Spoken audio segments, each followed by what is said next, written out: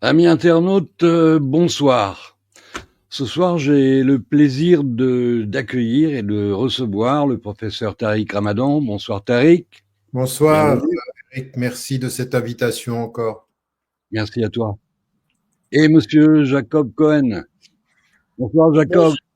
Bonsoir Eric, bonsoir Tariq. Bonsoir C'est un Jacob. plaisir. Merci pour l'invitation. Merci à toi.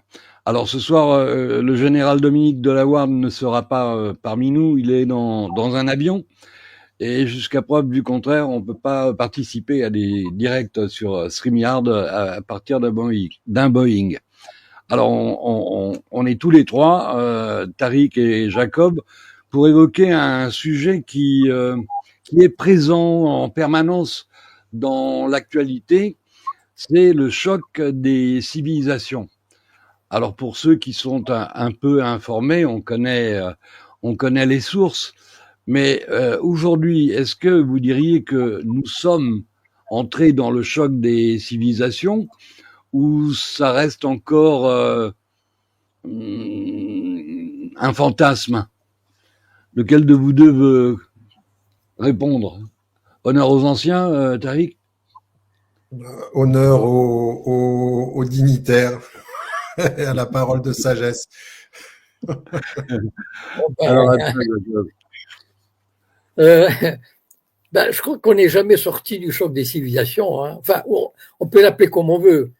Moi, j'appelle ça la vie, la routine des relations internationales, si vous voulez. C'est-à-dire que si on prend les 5 derniers siècles, c'est-à-dire avec le développement. Hier, j'ai fait une vidéo où je disais que, en fait, l'Occident a dominé le monde depuis 5 siècles, enfin les 5 derniers siècles. C'est-à-dire que ça coïncidait avec l'émergence du capitalisme, des conquêtes territoriales, des expansions. Et donc, mais malheureusement, ça a été fait avec un cynisme incroyable. C'est-à-dire qu'on n'a jamais voulu vraiment établir des relations pacifiques justes. Ça a toujours été une suite de conquêtes, de domination, de trahison, de traités signés et violés ou dénoncés.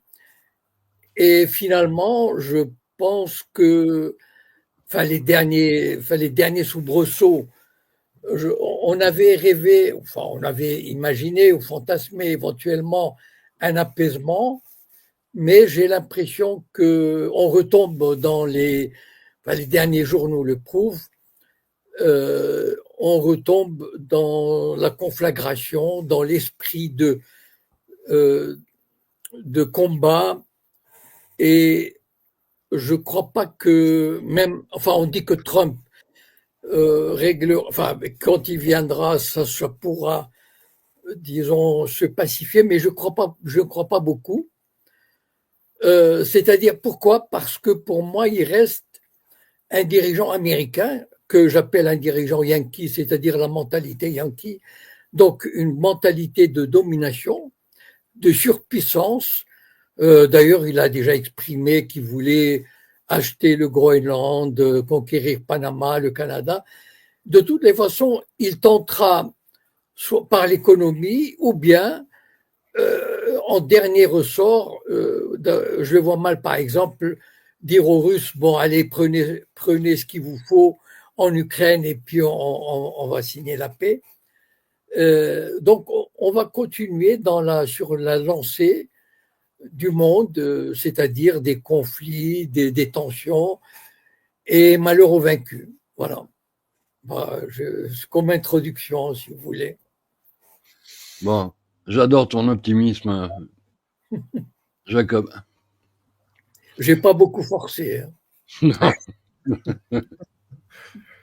Tariq. Oui, moi j'aimerais, autant je suis complètement d'accord avec ce que dit Jacob, c'est-à-dire que ce qu'il présente, c'est finalement que les choses n'ont pas changé, qu'on puisse l'appeler guerre des civilisations ou autre chose.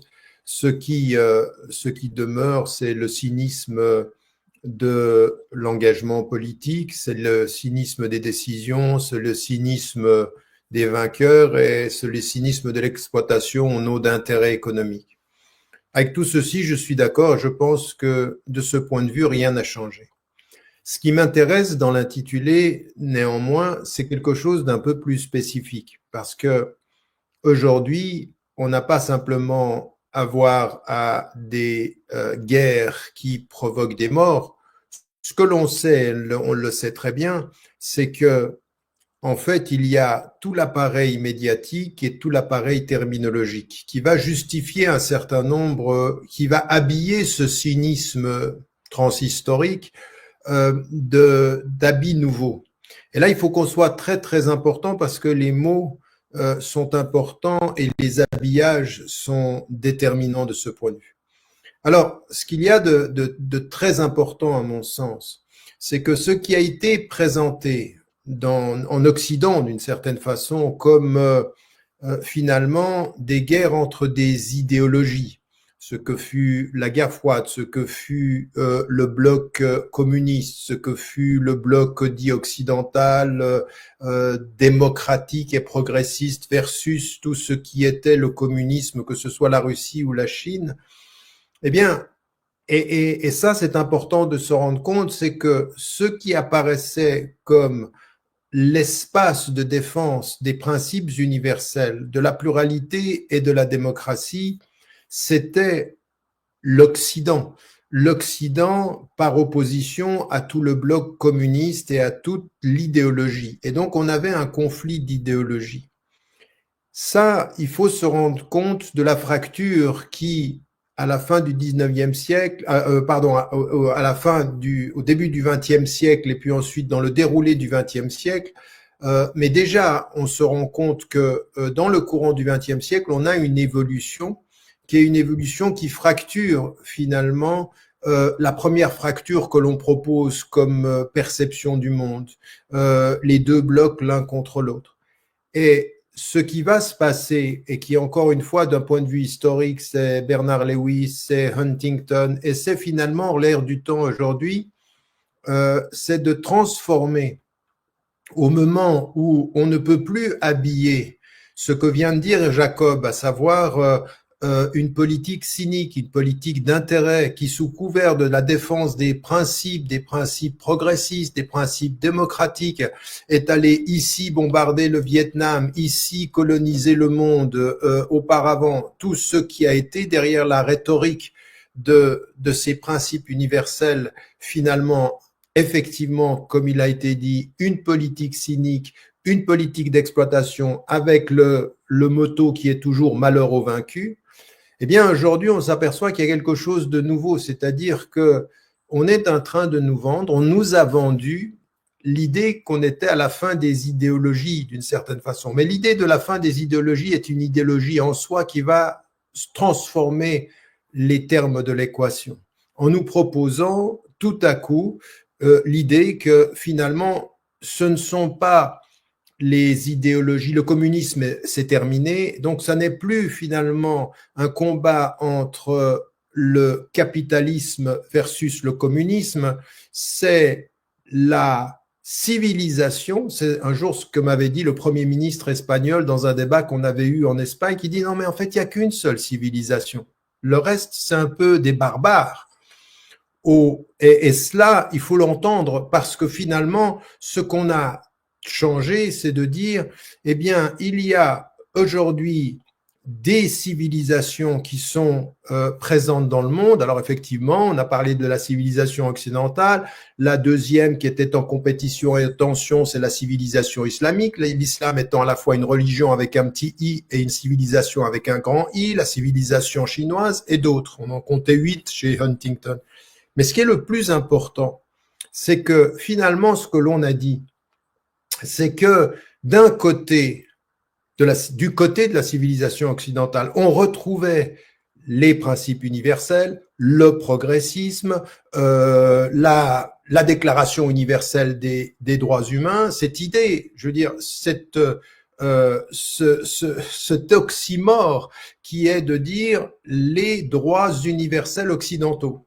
Et qui dit tout en fait, qui a déjà dit finalement il y a une monopolisation, on est non content d'avoir colonisé des terres, maintenant on colonise les valeurs. Donc les valeurs sont colonisées par l'Occident. Pourquoi est-ce que c'est important ceci? Parce que cet Occident qui devient la civilisation par excellence, qui deviendrait la seule civilisation, elle est en danger par ceux qui, et en particulier aujourd'hui au premier rang, l'islam en termes de civilisation, qui ne partagerait pas les mêmes valeurs, qui serait intrinsèquement antidémocratique, fondamentalement contre les droits humains, essentiellement dans le patriarcat et qui va exploiter les femmes.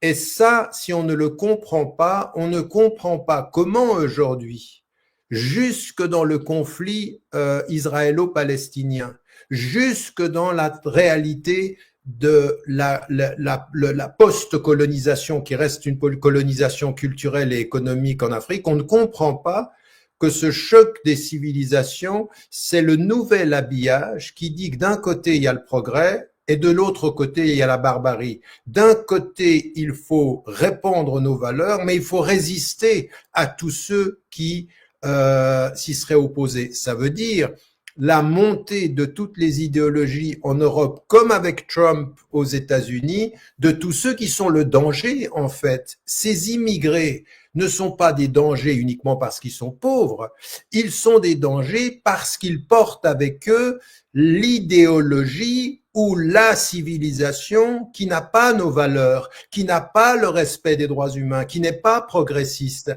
Et donc, c'est de là que vient toute l'idée du grand remplacement. Mais quand vous entendez aujourd'hui Netanyahou dire en Israël, mais il faut que vous compreniez que nous sommes le premier rempart à ces gens qui vont venir chez vous et que ces gens-là, derrière leur modération, entre guillemets, il y a l'extrémisme et derrière l'extrémisme, il y a le radicalisme et derrière le radicalisme, il y a les terroristes et c'est de ceux-ci dont on se débarrasse aujourd'hui. Tout ceci est fondé sur la même approche, sur la même idée qu'en fait se joue au Moyen-Orient le centre ou l'épicentre de la fracture entre deux civilisations aujourd'hui majoritaires. On n'oublie pas la Chine, mais avec la Chine, on va rentrer dans une compétition dont on sait que sur le plan des valeurs, on ne les partage pas, mais la puissance économique est telle que la question des valeurs est secondaire. Quand on traite avec un moins fort, on mettra les valeurs pour l'étouffer. Quand on traite avec un plus fort, on gérera économiquement pour pouvoir survivre à sa puissance, parce qu'aujourd'hui, la Chine est devenue de plus en plus puissante sur le plan économique. Donc, je pense que de ce point de vue-là, je suis désolé, j'ai été un peu long, mais ça me paraît très, très important de mettre ce paysage-là parce que tous les conflits sont, à mon sens, et c'est peut-être là qu'il faudrait qu'on discute avec Jacob et avec toi, Eric, je pense que c'est à partir de cette grille-là que finalement, maintenant, il faut se rendre compte des enjeux internes à nos sociétés occidentales et des enjeux internationaux. C'est-à-dire qu'à un moment donné, il faut comprendre que le principe de déshumanisation de l'autre est fondé sur un arrière-fond de conflits de civilisation dont l'une est une civilisation et l'autre ne sont pas civilisés, sont acivilisés encore. Je pense que ça, c'est très important. Jacob, une réaction? Oui, moi, ce que j'aimerais, c'est, comment dire, il faut absolument débunker, c'est pas le mot, mais je trouve pas encore le mot exact. Euh, Décrypter? quand j'ai parlé tout à l'heure du cynisme occidental, ce que je veux dire, c'est que l'Occident qui a dominé le monde pendant ces 5 siècles, il a imposé pas seulement la force, à la limite, avant, il y avait la force aussi.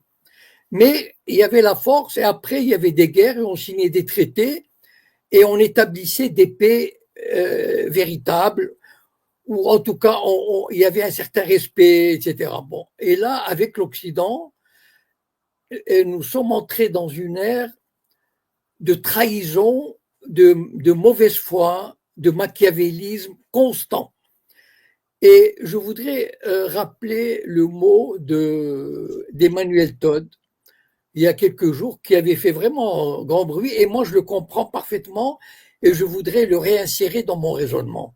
Il avait dit que si l'Amérique s'effondrait, ça serait un très bon signe pour l'humanité. Quelque chose comme ça. Bon, Oui, oui. parce que il y en a marre de 5 siècles. C'est impossible de vivre.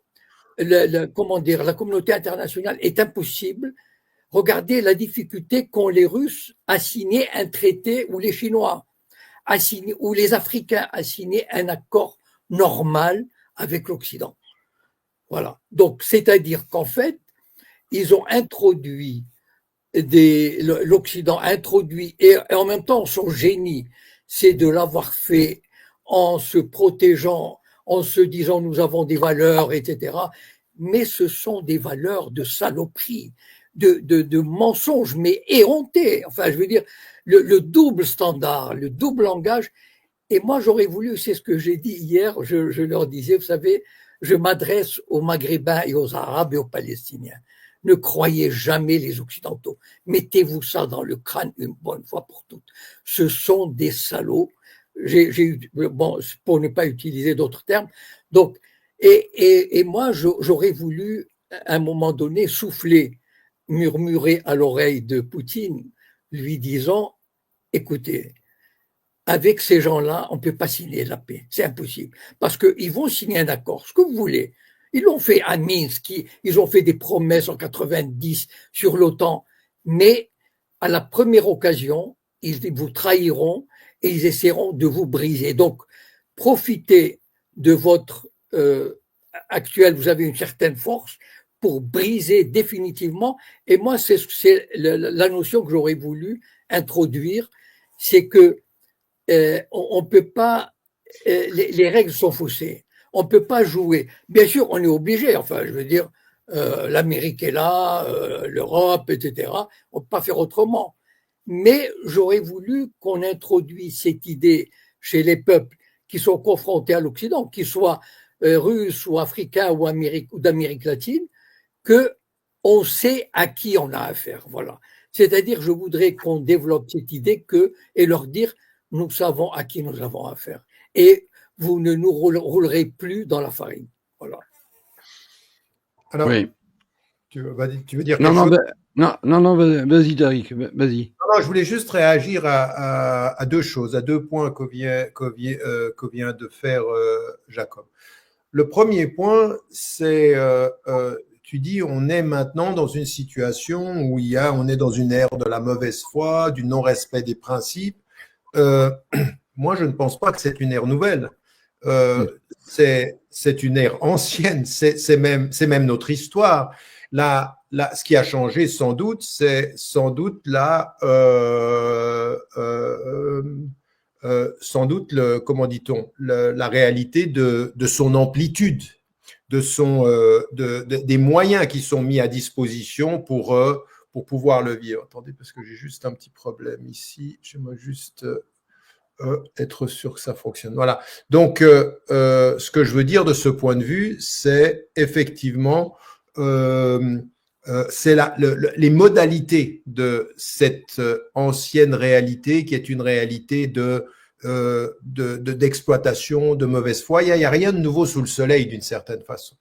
Et tu as fait référence dans ton propos à Machiavel. Je pense que à un moment donné, quand dans le processus de sécularisation en Occident, on a voulu distinguer le religieux du politique, ce qui peut se comprendre dans l'idée qu'il ne faut pas que le dogme s'impose à la dynamique populaire. Il fallait comprendre la distinction entre ça n'est pas ni au pape, ni on est de droit divin élu ou choisi, mais le processus doit se faire par le bas. Ce sur quoi nous devons être d'accord là-dessus parce que c'est essentiel. Mais il ne fallait pas divorcer le politique de l'éthique. La pensée, c'est-à-dire qu'il faut faire la différence. Distinguer le religieux du politique en termes de gestion de l'autorité, ça n'est pas la même chose que séparer le politique de l'éthique, parce que de toute façon, la nature a horreur du vide. Et si on enlève le religieux à côté du politique, c'est finalement ce qu'on voit aujourd'hui, c'est que c'est l'économie qui est devenue de droit divin, c'est-à-dire que c'est l'économie qui gère le politique. Et aujourd'hui, on le voit tout le temps. Mais je ne vois pas quelque chose qui soit nouveau de ce point de vue-là. Le deuxième point que tu mets en évidence, Jacob, et qui me paraît quand même essentiel, et il faut le mettre en évidence, c'est que tu dis, j'ai envie de dire aux Arabes et aux Africains, ne croyez pas les Occidentaux et ne croyez rien de ce qu'ils vous disent ou de ce qu'ils vous promettent. Moi, je ferais très très attention de ce point de vue à une chose, parce que on pourrait de ce point de vue, je sais que c'est pas ce que tu dis, mais à l'entendre, on pourrait le comprendre ainsi, une fracture qui serait aussi civilisationnelle, à savoir, non, on ne doit pas croire l'Occident. Et moi, je pense que on ne doit pas croire les dirigeants occidentaux comme on ne doit pas croire aucun des dirigeants arabes et aucun des dirigeants africains. Le problème, c'est ceux qui sont au pouvoir, c'est ceux qui ont le contrôle de l'économie. Ceux-là, ils ne sont ni fiables, ni de confiance, mais il faut faire attention qu'il ne faille pas dire tout l'Occident. Aujourd'hui, dans tout l'Occident et en Occident, il y a de ce point de vue-là, effectivement, des femmes et des hommes qui vivent et qui sont les mêmes victimes, qui sont victimes de ces mêmes politiques, de ces mêmes mensonges, de ce même cynisme. Et c'est à mon sens là que, je vais même dire une chose, je pense que c'est pour ça que la présence de citoyens d'origine africaine, de citoyens de confession musulmane, qui se retrouvent avec des valeurs, avec des citoyens juifs, avec des citoyens chrétiens. C'est ça qui est le plus dangereux, c'est qu'ils brisent par leur présence les tentatives, enfin, ils mettent un terme, ils agissent contre la réalité des fractures qu'il y a entre les civilisations. Je pense qu'il faut qu'on fasse très très attention à ça. Il faut véritablement qu'au niveau citoyen, que ce soit en Afrique, que ce soit en Occident, on réussisse à baser nos relations sur des principes qui sont communs. La confiance, on la perd en ceux qui ont l'autorité et qui nous mentent, pas en nos concitoyens et qui vivent les mêmes situations de victimes à ces politiques-là. Je pense que c'est important qu'on se replace dans cette centralité éthique. Absolument. J'ai un écho qui vient de chez toi, Tariq, non? Je ne sais pas, je vais voir si c'est ça. Voilà, oui. Peut-être, oui. Je voudrais vous lire une déclaration de Dimitri Medvedev, qui me paraît bien plus virulent que Vladimir Poutine. Il dit, avec l'achèvement de la guerre hybride de l'Occident contre la Russie, notre pays pourrait pardonner aux pays faibles qui ont succombé à la pression des anglo-saxons et ont pris au moins une part passive dans la poubelle occidentale anti-russe, principalement un certain nombre de pays d'Asie et d'Amérique latine, ignorer les États-Unis, car tout est simple ici. Nous ne nous attendons pas à une amitié dans les 100 prochaines années et combattre avec l'Amérique coûterait cher. Un conflit direct dégénère évidemment en une guerre nucléaire mondiale. Punir l'Europe. Ici, je dirais plus en détail, car le vieux monde actuel n'évoque en moi aucune émotion autre que le dégoût le plus profond. C'est l'Europe, devenue une vieille femme méchante et folle, qui est devenue le principal bastion de la russophobie dans le monde. C'est l'Europe menteuse qui est responsable de l'échec des négociations d'Istanbul. C'est une Europe sans cervelle qui a promu frénétiquement une campagne de sanctions médiocres qui a entraîné des pertes colossales pour ses citoyens. C'est l'Europe sanguinaire qui a nourri tous les démons les plus enragés de la guerre, quelles que soient les pertes des parties au conflit.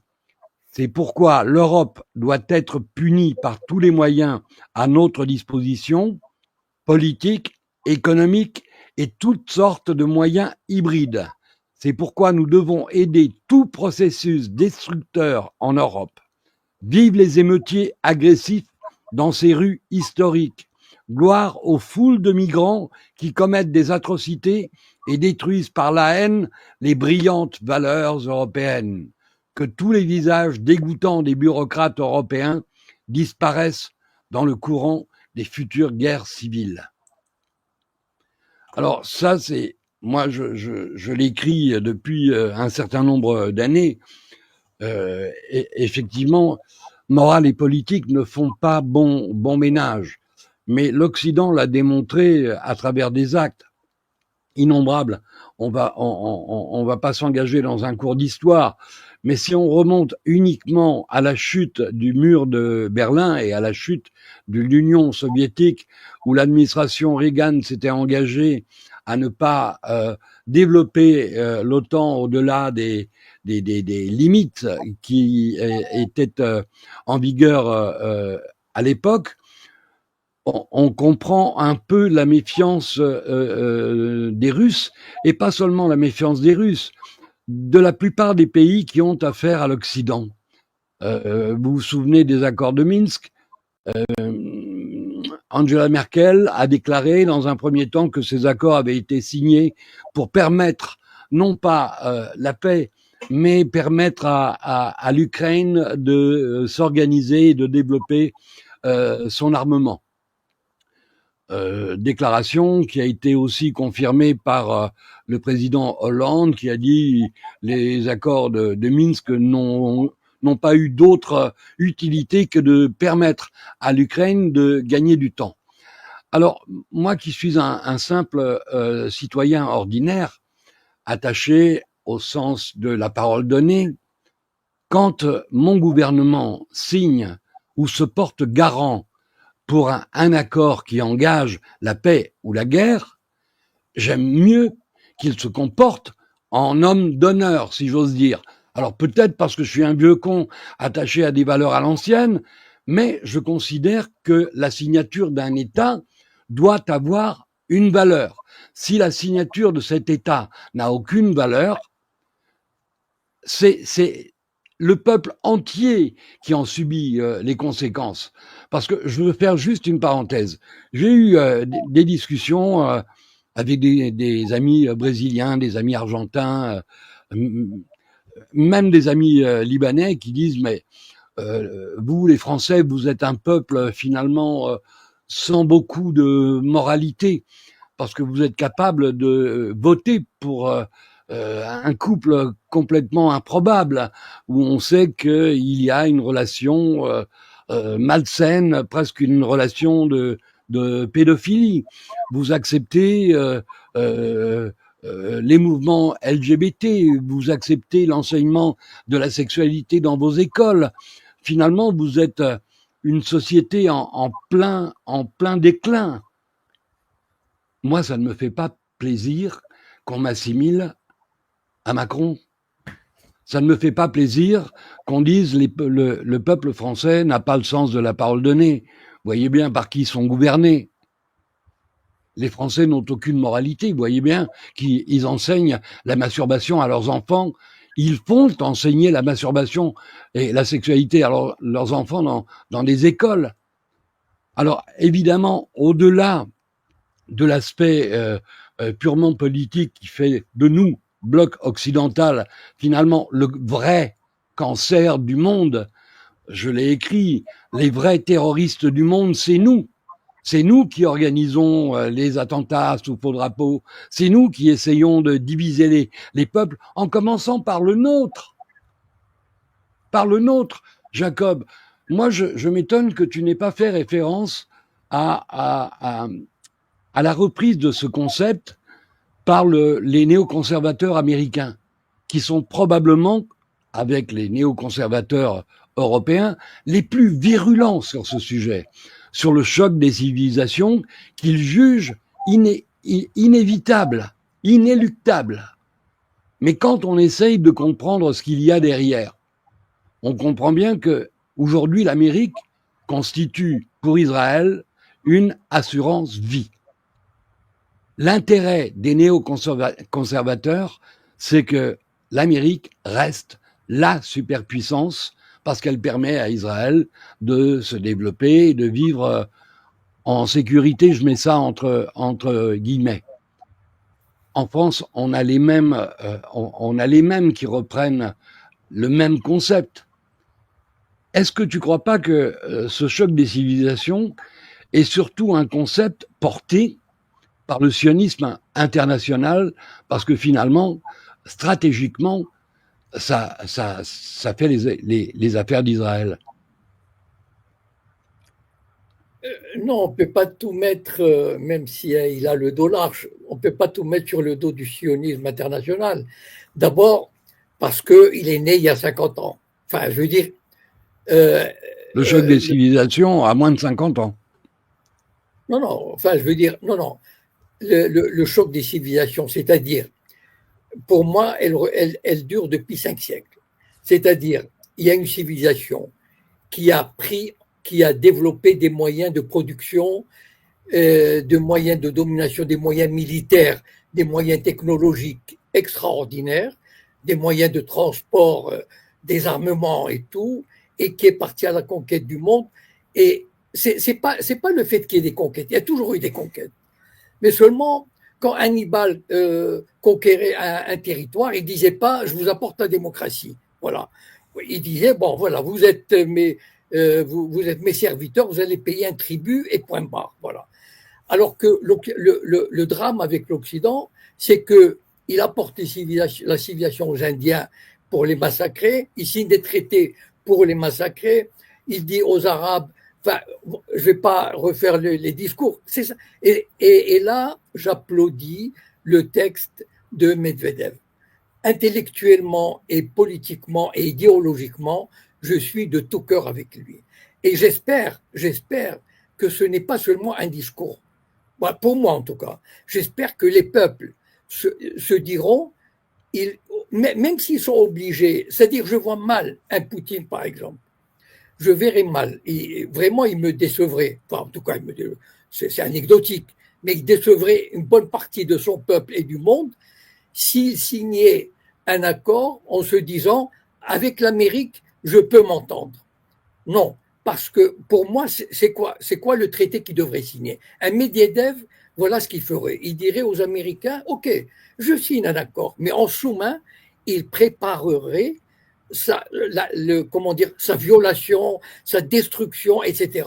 C'est-à-dire, il ferait exactement le jeu que les Occidentaux font depuis 5 siècles et que la Chine n'a pas eu l'occasion de faire, ni les Africains, etc. C'est ça la différence. Il y a toujours eu de la violence, des rapports de domination et de guerre. Mais je crois que c'est la première fois, avec cet Occident,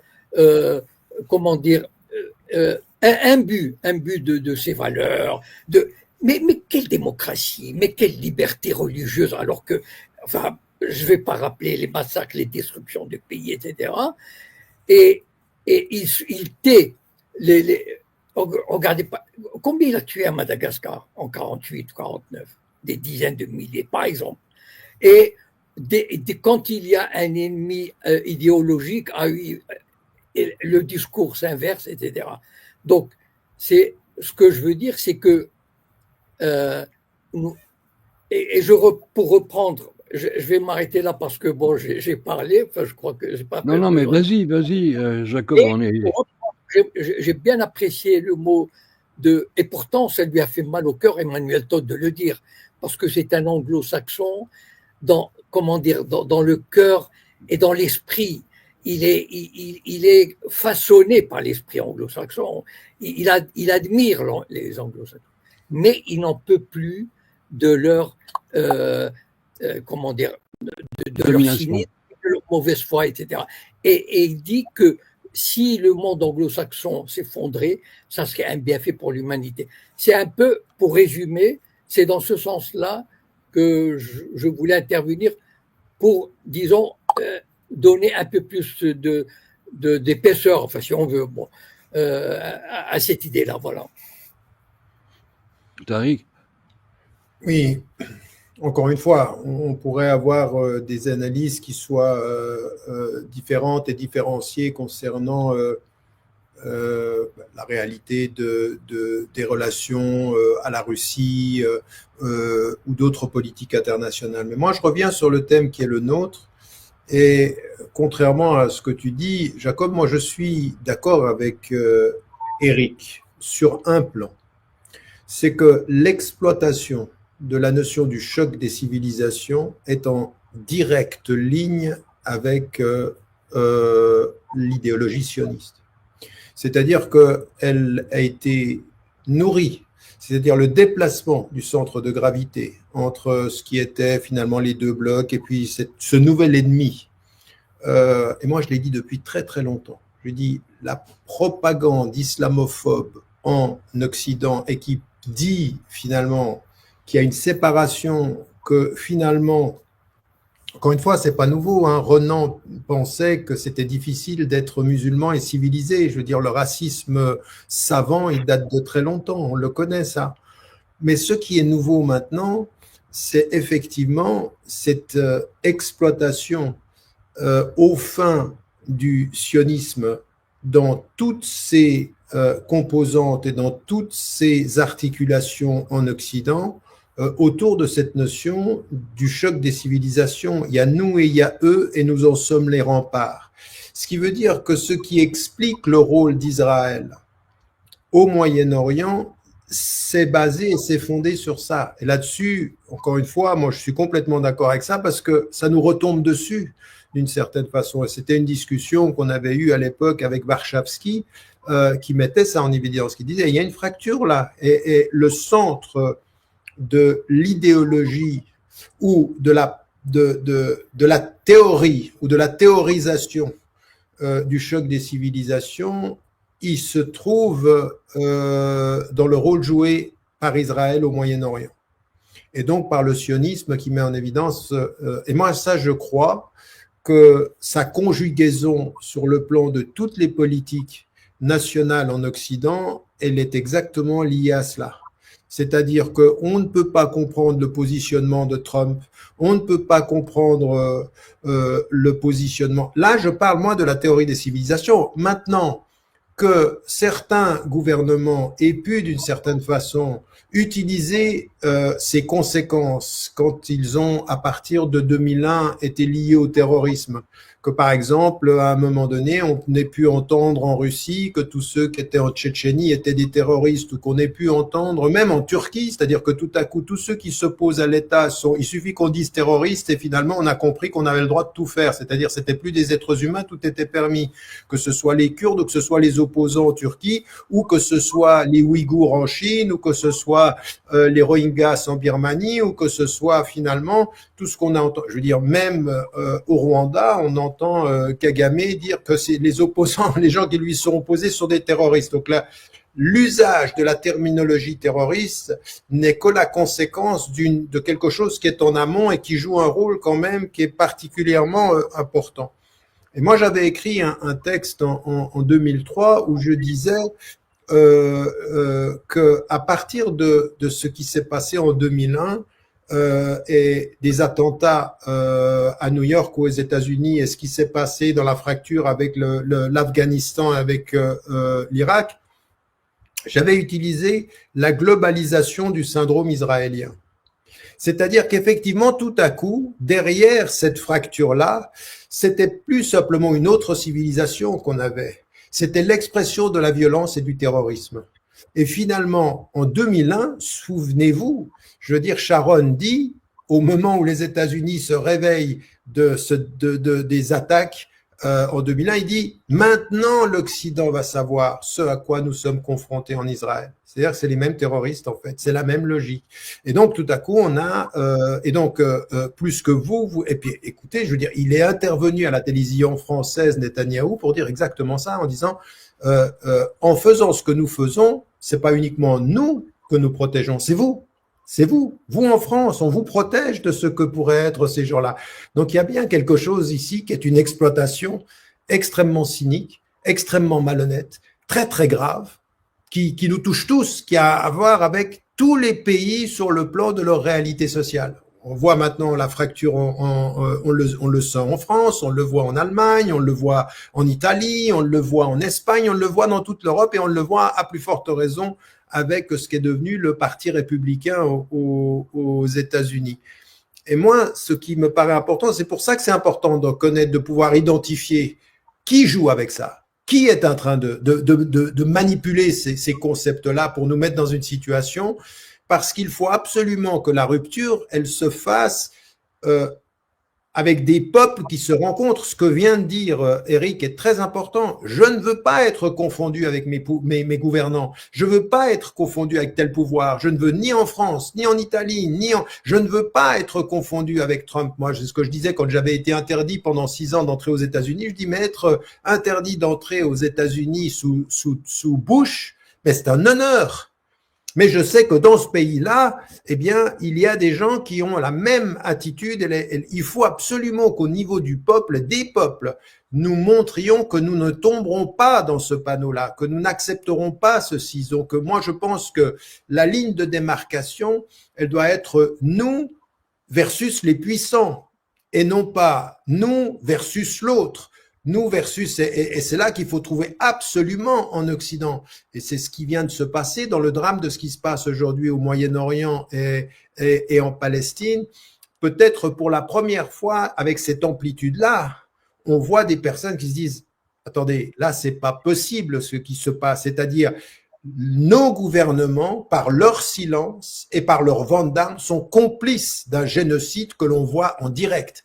Et là, c'est là-dessus qu'il faut qu'on construise entre les peuples et non plus entre les gouvernements, parce que finalement, je veux dire, attendez, regardez la trahison des États arabes, la trahison, tous, sans exception. Je veux dire, la Jordanie, elle a empêché, elle a empêché qu'il y ait des résistances possibles. L'Arabie Saoudite, le Qatar, le Bahreïn, les Émirats, ils sont tous complices.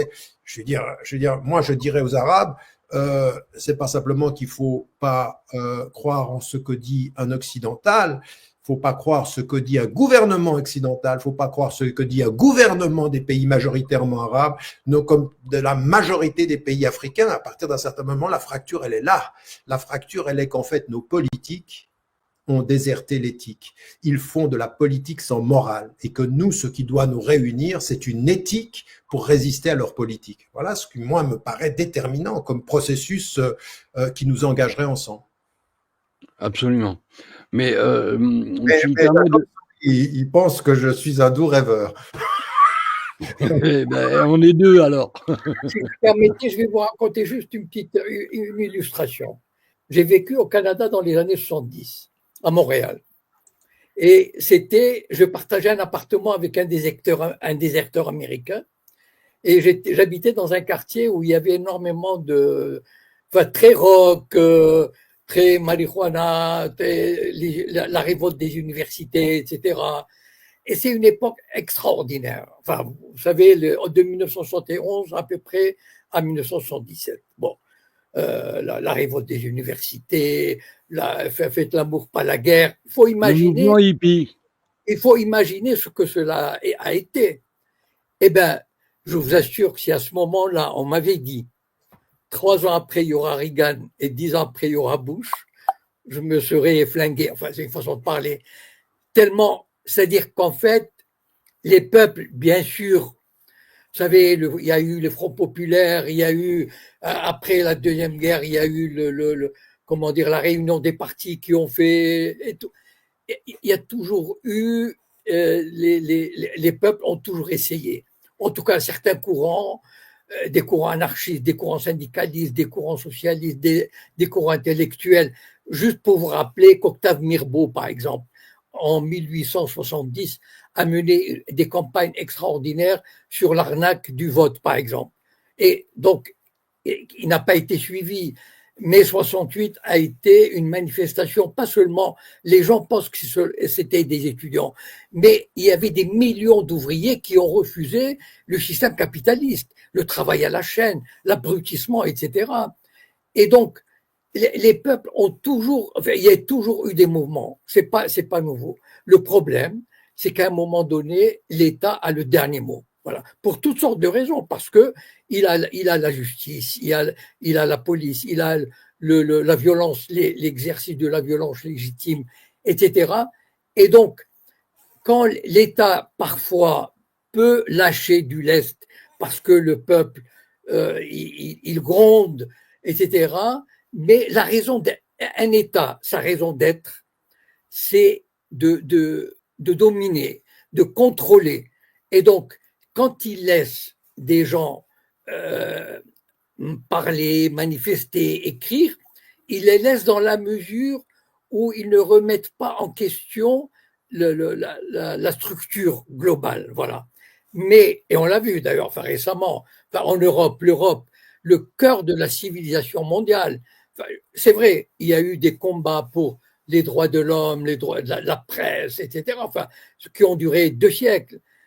Et tout ça s'est effondré lorsque l'État a décidé que maintenant, les intérêts qu'on défend ne permettent pas ce genre d'expression. Donc, l'État est une entité, je veux dire, qui n'en a rien à faire des valeurs qu'elle promeut ou qu'elle défend. Voilà. L'État est une institution, comment dire, sui generis, c'est-à-dire de par sa nature.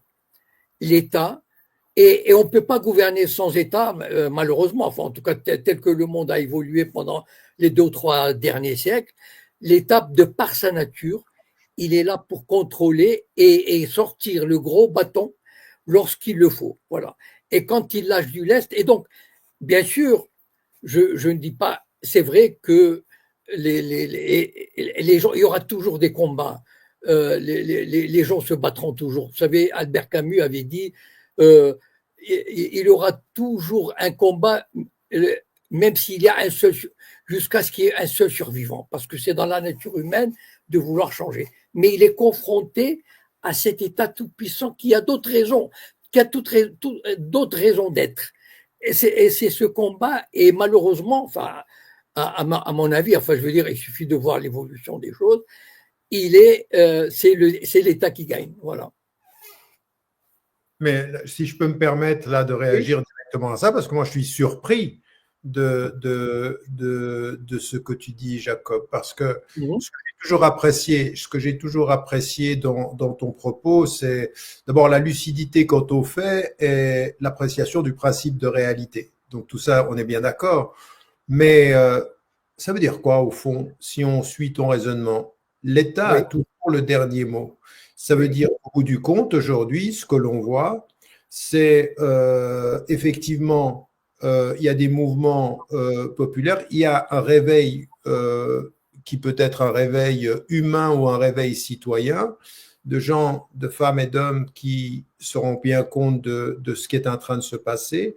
On est dans une situation où tu as raison, les États contrôle, et il contrôle avec des institutions et des moyens qui sont amplifiés. C'est à la fois les médias, d'abord c'est l'économie, puis ensuite, après, je ne sais pas si c'est l'État qui contrôle ou si c'est l'économie qui fait contrôler l'État. Je dirais plutôt ça dans ce sens-là. C'est-à-dire des puissances économiques qui font que les États contrôlent. Ensuite, on contrôle par ces mêmes moyens économiques et politiques, on contrôle les médias. Puis ensuite, tous les systèmes institutionnels, juridiques ou de représentation, on est d'accord là-dessus. Mais ça veut dire quoi? Ça veut dire que si on en vient à se dire, au bout du compte, l'État contrôle et au-dessus de l'État, les forces économiques, et donc il contrôle les institutions, c'est finalement l'État qui gagne au bout du compte. eh bien, ça veut dire que les forces populaires, c'est-à-dire les forces de résistance, elles ne sont que des manifestations historiques d'une résistance, mais qu'au bout du compte, il n'y a rien à espérer de cela.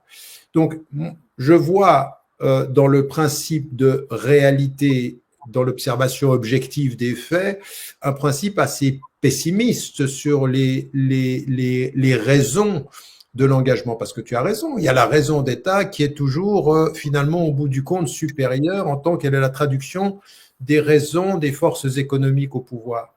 Mais moi, je ne peux pas être d'accord avec la conclusion. Autant je ne peux pas ne pas reconnaître objectivement que des gens ont été opprimés, que des gens ont été, qu'il y a eu des défaites historiques. Mais combien de victoires? Combien par rapport même à des résistances sur des processus de colonisation, sur des processus de racisme, sur des processus...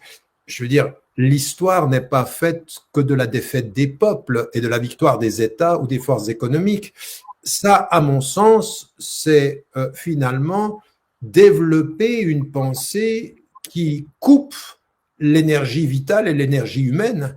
Et moi, je pense même, je vais même te dire une chose, Jacob, au nom même de ma foi, si dans toutes les circonstances historiques, l'État avait toujours gagné au nom des forces économiques, il faudrait continuer à développer un discours qui dise au peuple: vous ne devez à aucun moment cesser de résister, parce qu'il en est de la responsabilité humaine.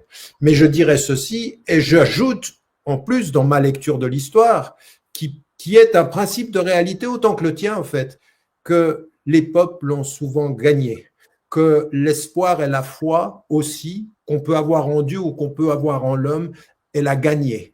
Et que même si dans le résultat strictement politique, on peut être désespéré de voir les forces à l'œuvre, parce qu'effectivement, aujourd'hui, c'est désespérant. Je veux dire, toutes les décisions qui ont été prises, je veux dire, on peut faire ce que l'on veut, ce que l'on veut. Le premier ministre israélien, il fait ce qu'il veut. Là, aujourd'hui, ils viennent de finir le dernier hôpital au nord de Gaza. Il prend le médecin en chef et il le déshabille et lui font un interrogatoire dont on est pratiquement sûr qu'il se traduira par de la torture. Je veux dire qu'à partir de ça, évidemment que c'est désespérant dans les faits. Moi, je continue à penser que le peuple palestinien, il n'est ni mort ni vaincu. Ni mort ni vaincu. Et que non, je ne pense pas que l'État israélien sortira vainqueur de cela. Je ne pense pas. Je ne pense pas que l'État gagne toujours. Je pense même que c'est la défaite de cet État qui est aujourd'hui, malgré toutes les apparences, à l'œuvre.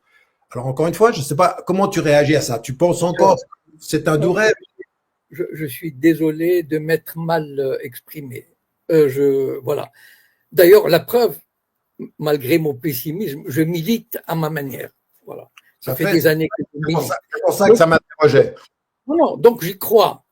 Non, la question n'est pas là. C'est que si je fais une analyse réaliste des choses, je me rends compte que, voilà, souvent, enfin, parfois, je dis, quand j'arrive à ce genre de conclusion, et je le dis parfois dans une vidéo, je dis que ça ne nous empêche pas de se battre, parce que d'abord, le combat est inhérent à l'homme. L'homme a besoin de justice, l'homme a besoin de faire avancer ses idées. Et il y a eu des combats de tout temps, il y a eu des combats et on ne peut pas les empêcher. Et c'est pas parce que l'État gagne que il faut pas se battre. Bien sûr, il y a eu des combats qui ont abouti, etc. Voilà. Ce que je veux dire, c'est que, enfin bon, ça m'est sorti comme ça, mais je ne la retire pas. Et ça n'empêche pas que je m'engage parfois même, et d'autres s'engagent, parfois à mes détriments, etc. Mais c'est un fait. Et d'ailleurs, j'ai été surpris avec les dernières crises en Europe, par exemple. Je me dis, et c'est là où les 4 dernières années à peu près, avec ce qui s'est passé, où je me dis, c'est incroyable, tout ce qu'on a bâti, ce pourquoi on s'est battu pendant ces 2 derniers siècles, les Lumières, la liberté, etc., s'effondre d'un coup comme ça, d'une pichenette. Et c'est là, c'est vrai que quand je fais une analyse, enfin, comment dire, sur le long terme ou bien sur ce qui se passe aujourd'hui, je me dis que l'État, malgré tout, il arrive à imposer. Bien sûr, des fois, il lâche du lest parce que voilà, le Front populaire, etc., etc. Mais il déclare une guerre et puis hop, il fait tomber enfin bon, ça veut dire l'État a des moyens considérables et surtout, comme j'ai dit, l'État il a une idéologie. L'État n'est pas ce que les hommes en font. C'est pour ça d'ailleurs qu'on dit, regarde, comment ça se fait que Mitterrand, il était socialisant, il a écrit le coup d'État permanent, etc. Et puis il s'est coulé dans cette cinquième République parce que l'État transforme l'individu. Vous savez, la fameuse histoire de Beckett, etc. Bon, l'État transforme l'individu. Et donc, l'État, de par sa nature même, il veut contrôler, etc. Et quand il sent une menace ou quand certains intérêts sont en jeu, etc., ce qu'on a vu ces 4 dernières années, c'est manifeste, eh bien, il balaye. Regardez par exemple l'élection en Roumanie.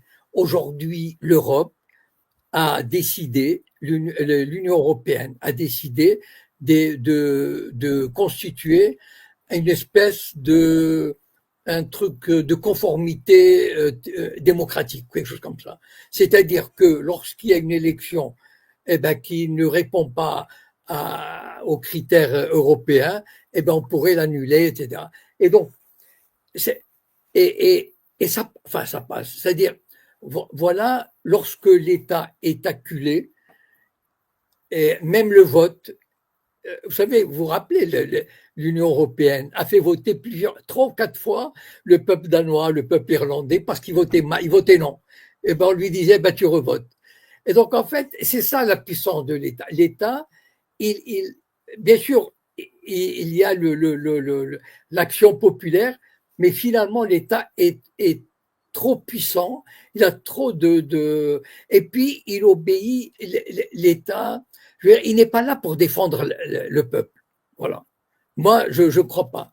L'État, il est là pour obéir à ceux qui lui donnent des ordres. Et donc, à ceux qui sont en haut. La populace pour l'État, c'est bon, la limite, on peut faire une guerre et puis envoyer la soldatesque se faire massacrer. Et malheureusement, enfin, c'est un peu le schéma qui se répète et se perpétue. Voilà, je n'ai pas du tout voulu, loin de moi l'idée d'ailleurs, enfin, je sais pas, avec ne serait-ce que mon exemple, enfin, en tout cas personnellement, voilà, je fais tout ce que je peux, enfin bon, voilà. Et donc, si vraiment je ne croyais pas au combat, j'irais pêcher à la ligne tous les jours. Bien voilà. sûr, bien sûr, bien sûr. Mais tu vois, il y a des mots que tu utilises qui, moi, me font peur. L'État est là pour contrôler. L'État n'est pas là pour contrôler. Il est là pour assurer à son peuple le bien-être, la paix, le calme, la prospérité. C'est ça la responsabilité là.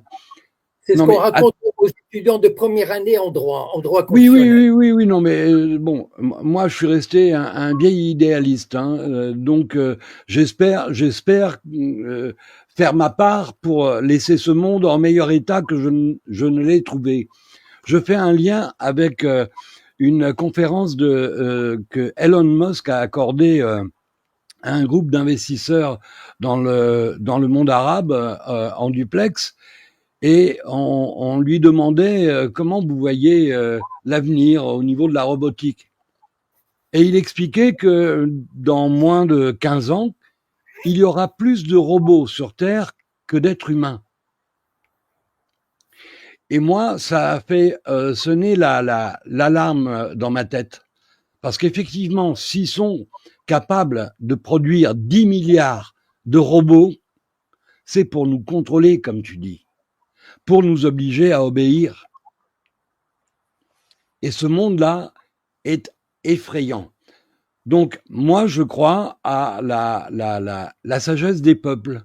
je crois à leur capacité de sursaut, parce qu'aucun peuple ne peut accepter un gouvernement criminel, un gouvernement qui triche, un gouvernement qui ment, un gouvernement qui manipule, un gouvernement qui aurait, paraît-il, des raisons d'État que les peuples ne peuvent pas comprendre. Tariq expliquait tout à l'heure qu'au fond, nos gouvernements sont là, non pas au service des peuples, mais au service de la puissance économique, de la puissance financière. Ça veut dire que les vrais chefs d'État, ce ne sont pas nos présidents, nos gouvernements, nos députés, mais ceux qui leur donnent des ordres au-dessus. Bon, ben, il faut nous dire dans quel monde on vit. Si c'est ça qu'on appelle une démocratie, on est victime d'une arnaque.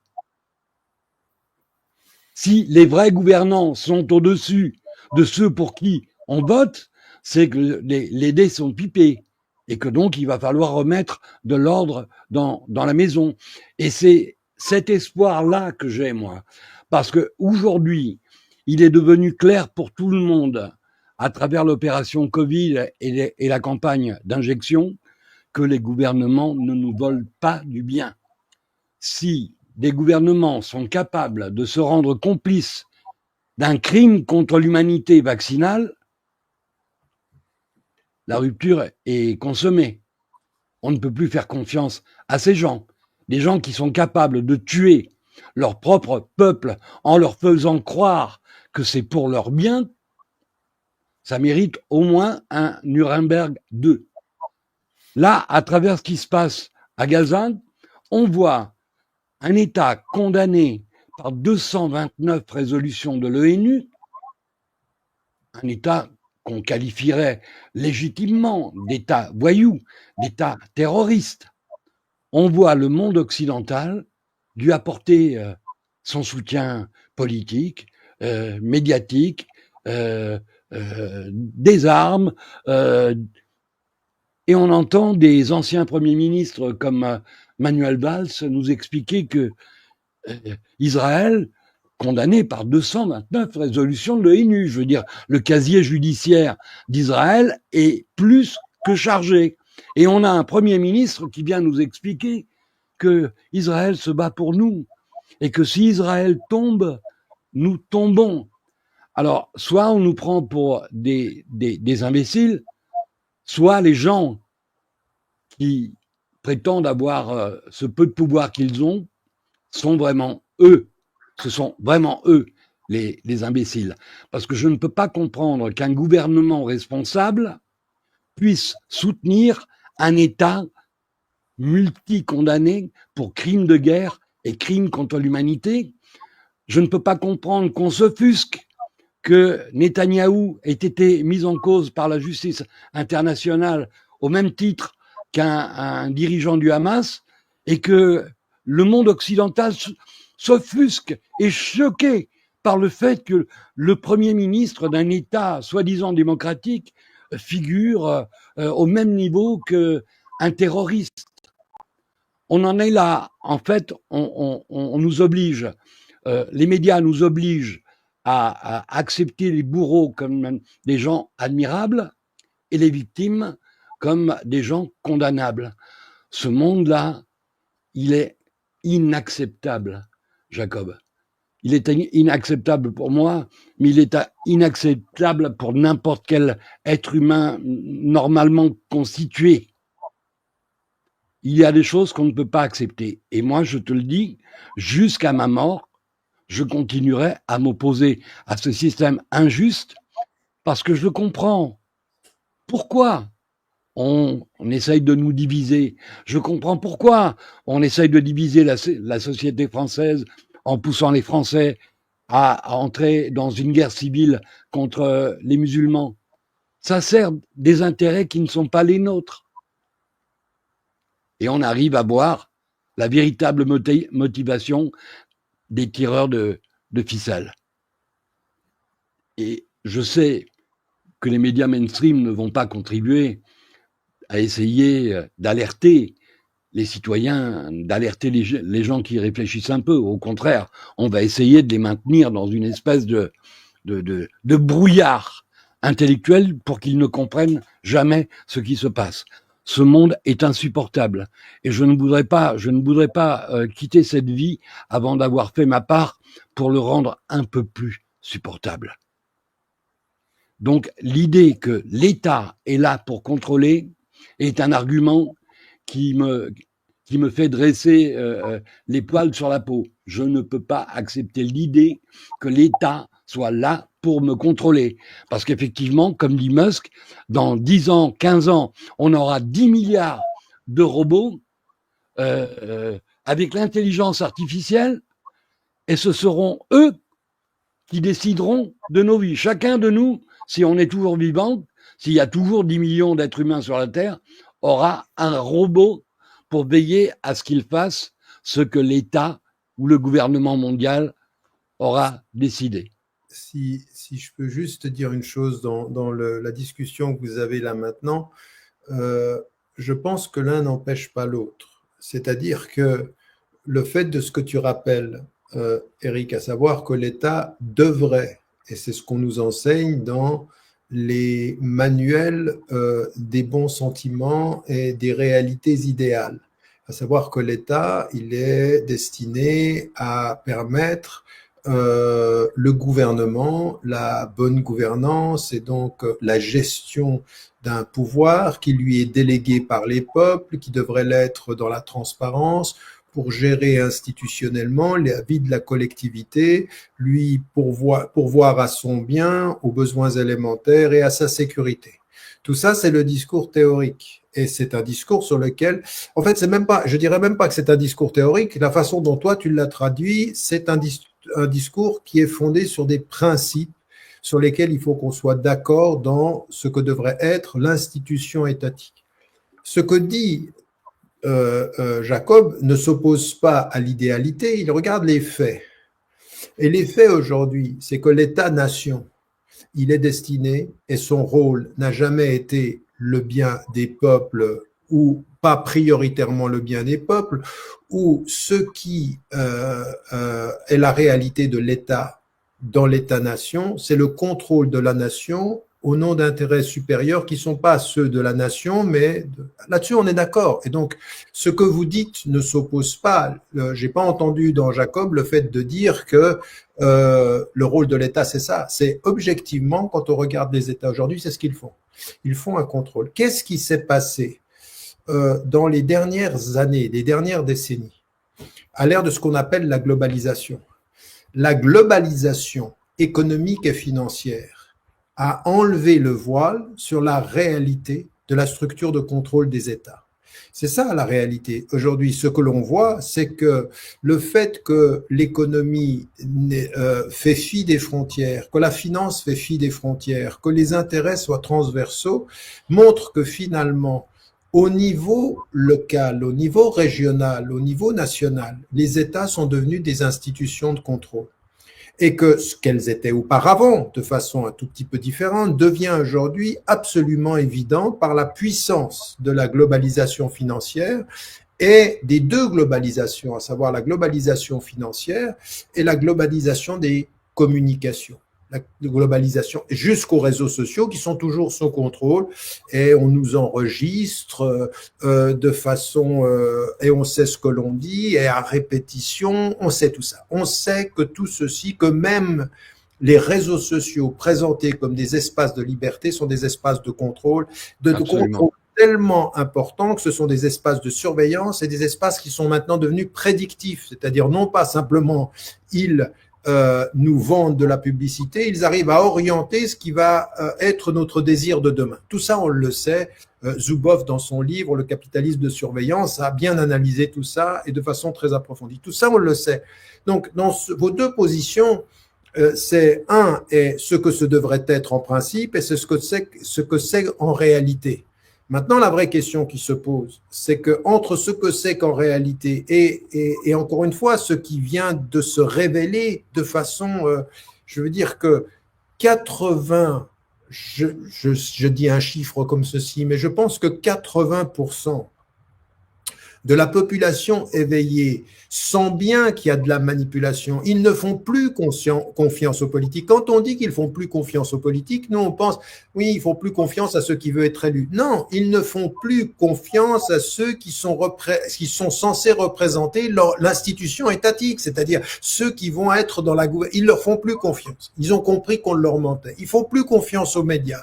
Et ils vont sur les réseaux sociaux sans se rendre compte que les réseaux sociaux, c'est aussi pipé dans les grandes lignes. Je veux dire que là, par exemple, la BBC vient de montrer que sur la question palestinienne, Facebook a fait passer de 70% les taux de diffusion à 15%, c'est-à-dire que véritablement, ils contrôlent même tout ce qui se dit sur la Palestine, ils ferment des comptes, ils empêchent les notifications, etc. Tout ça, on le sait. Donc, une fois qu'on a tout ceci, et moi, c'était ceci dans un petit livret que je viens d'écrire qui s'appelle « Levez-vous ». Moi, ce qui m'intéressait, c'est exactement cela. C'est-à-dire, nous sommes entre la réalité d'un État qui contrôle et d'un état d'une réalité de la surveillance avec des intérêts économiques. Et à côté de ceci, ce que toi tu dis et qui est vrai à mon sens et qui se traduit d'ailleurs par l'engagement de Jacob qui dit moi j'ai jamais arrêté de me battre, je fais que ça en fait. C'est vrai, c'est vrai.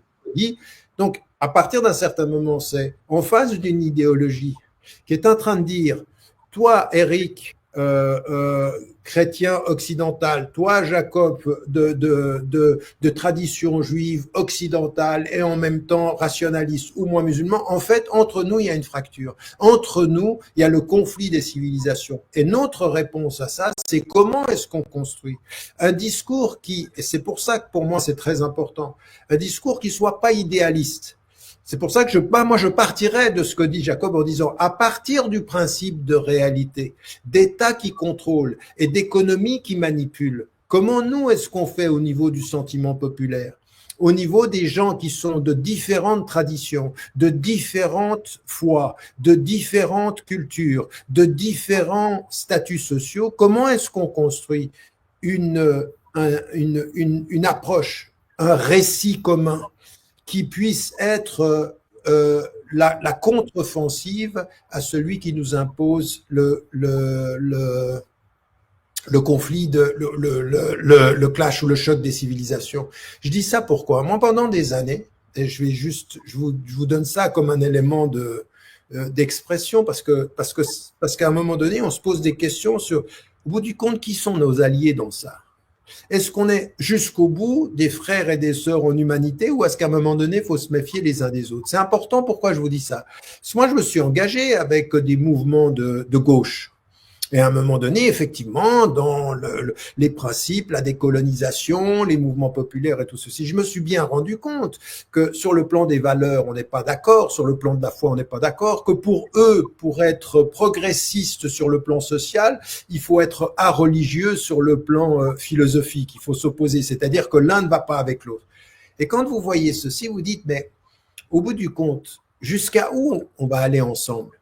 C'est-à-dire que à partir d'un certain moment, est-ce que quand on est dans un discours contre l'islamophobie, par exemple, jusqu'à où vous irez avec nous? Est-ce que c'est simplement que vous êtes contre le racisme ou est-ce que vous donnez une légitimité à ma parole de foi? Parce que ça, c'est très important, parce que vous soyez avec moi contre la discrimination, mais que vous ne me souteniez pas dans l'expression de ma foi, ça pose un problème, en fait. La confiance, elle peut pas s'établir. Même si on est dans le désaccord, laissez aux uns leur foi, laissez aux uns leur pratique, et battons-nous sur les... Là, on a une équation entre les différents courants de la pensée politique en Occident, pour parler de là où on est maintenant, qui est une équation qu'on n'a pas résolue, à mon sens. Et c'est ça qui me paraît être, il faut résoudre cette équation pour résister à cette théorie du choc des civilisations, sinon on n'y arrive pas. Moi, je ne suis pas en désaccord avec Jacob, bien au contraire. Jacob, c'est le respect que je lui témoigne depuis des années. Ce qui me gêne un peu, c'est un peu ce côté fataliste en disant bah oui, on est dans un État qui contrôle et c'est comme ça. Vas-y, Jacob, tu voulais dire quelque chose. Et la question du comment. Et là, c'est là où elle est délicate. Voilà.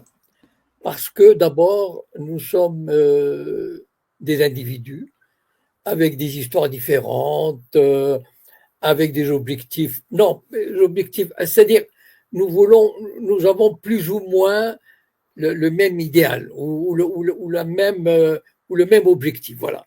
Mais les moyens pour y arriver divergent parce que c'est une question d'organisation, de compatibilité, d'emploi du temps, d'ego, je sais pas, de coordination.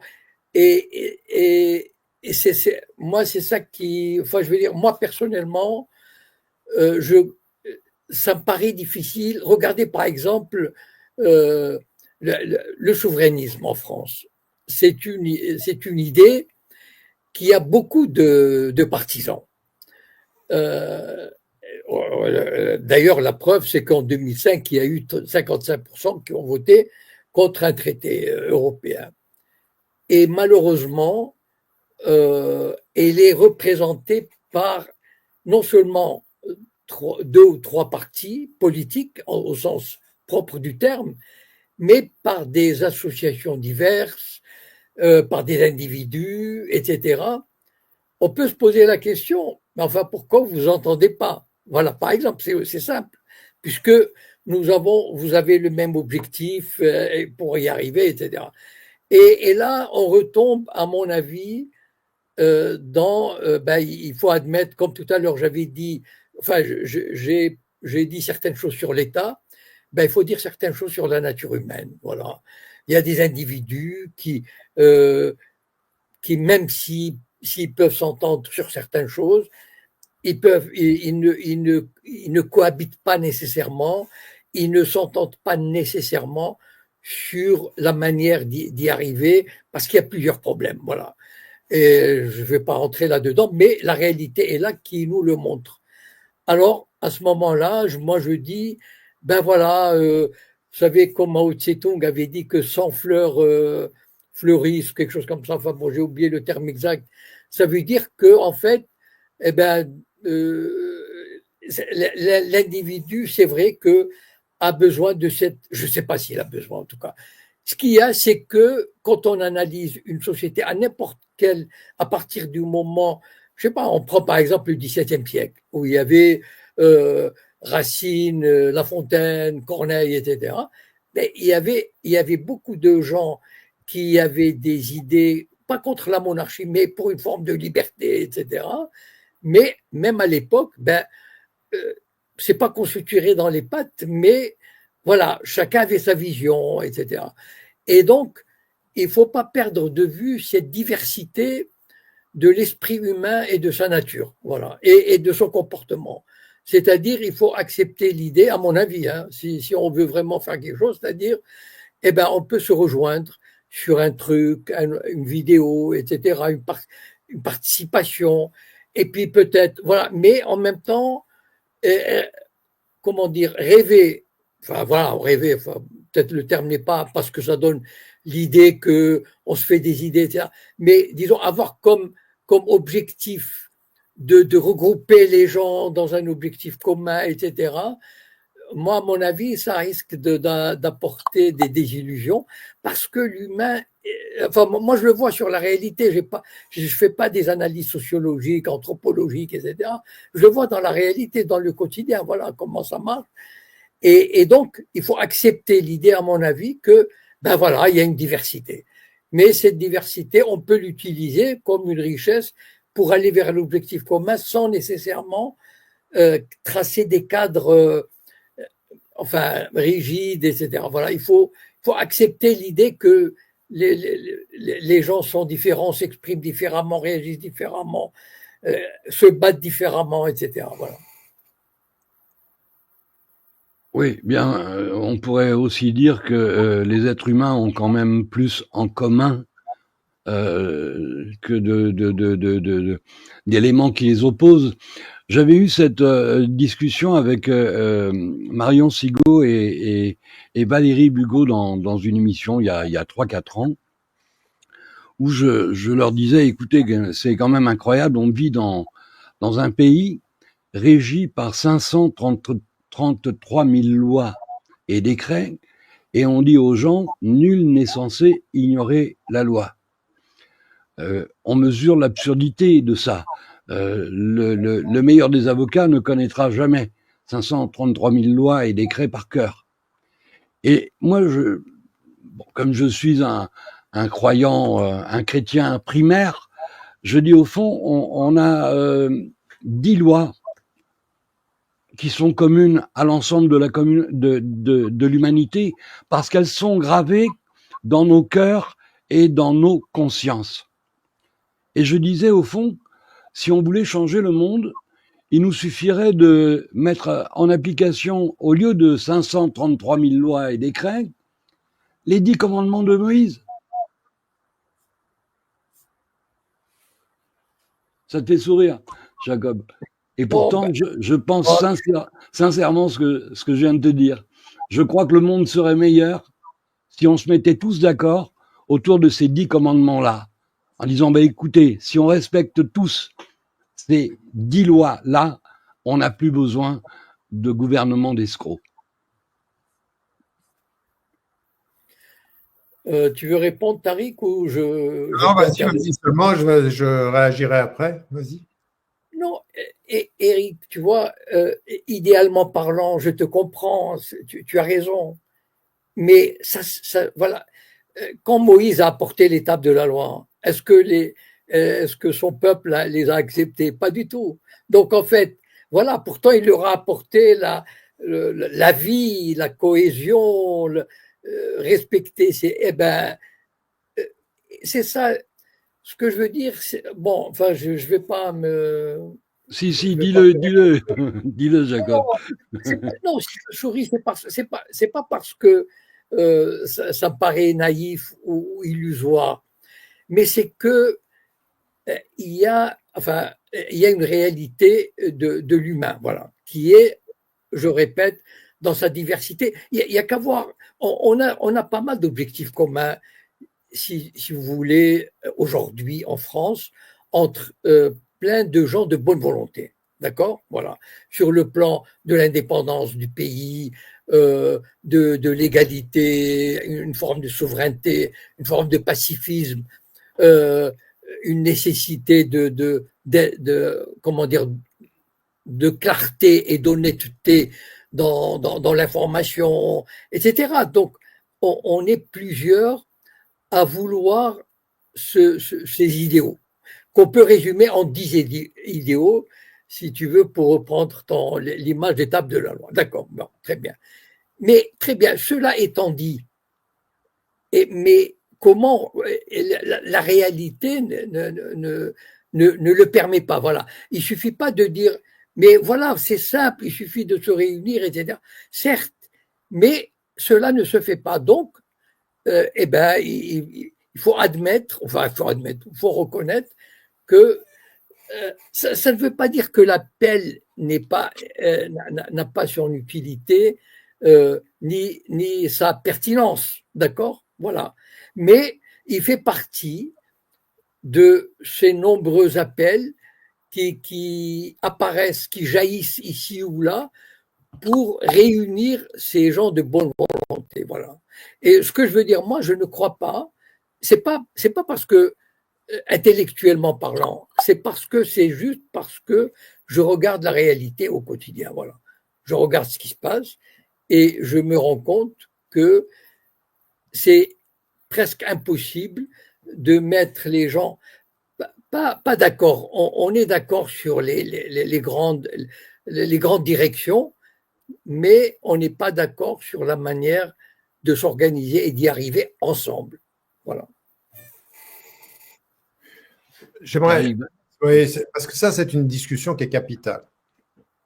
J'ai juste une question, une incise à te poser, comme une question à te poser, Jacob. Quel est ton positionnement par rapport aux 10 commandements, aux 10 lois auxquelles se réfère, ou aux 10 références auxquelles se réfère? C'est ta position et la position d'un rationaliste ou d'un croyant? Alors, moi, personnellement, je ne suis pas croyant. Bon, j'ai réglé cette histoire à 17-18 ans. Et, pour des raisons idiotes un peu. C'est-à-dire, au Mela de Meknès, dans les années 40-50, j'ai vécu dans une société très répressive au niveau religieux. C'est-à-dire, on était une communauté fermée, alors dans la famille, dans la communauté, etc. Et moi, à 17 ans, je découvre Voltaire au lycée, et je me dis, mais c'est magnifique, et donc je déchire tout. Voilà. Et j'ai eu une réaction absolument violente et démesurée. Et je l'admets, voilà. Et donc, mais voilà, j'ai une forme d'incroyance que j'ai héritée de cet âge-là, avec une forme de virulence même, voilà. D'accord. Et donc, parce que j'ai beaucoup étudié et j'étais là-dedans. Maintenant, d'un point de vue rationnel, les 10 commandements font partie, à mon avis, de ce que l'esprit humain a tenté de construire depuis qu'il a eu une conscience. Voilà. Et on a vu ça chez les Grecs, les Perses, etc., leurs philosophes. Et donc, les 10 commandements, c'est un bon résumé de ce que ça peut être, même s'il y a 2 ou 3 trucs sur la religion.